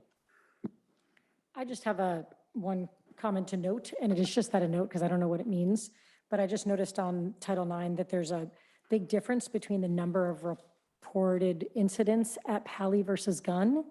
And I don't know if one's reporting more things or things are happening more. Like, I don't know what it's about, but I just noticed it, and I hope that we can sort of get to the bottom of what that's about. It seems unlikely that there's when we have about the same number of students there, we're doing the same kind of work. I know that Ms. Lawrence told us about the work that she's doing with both sites.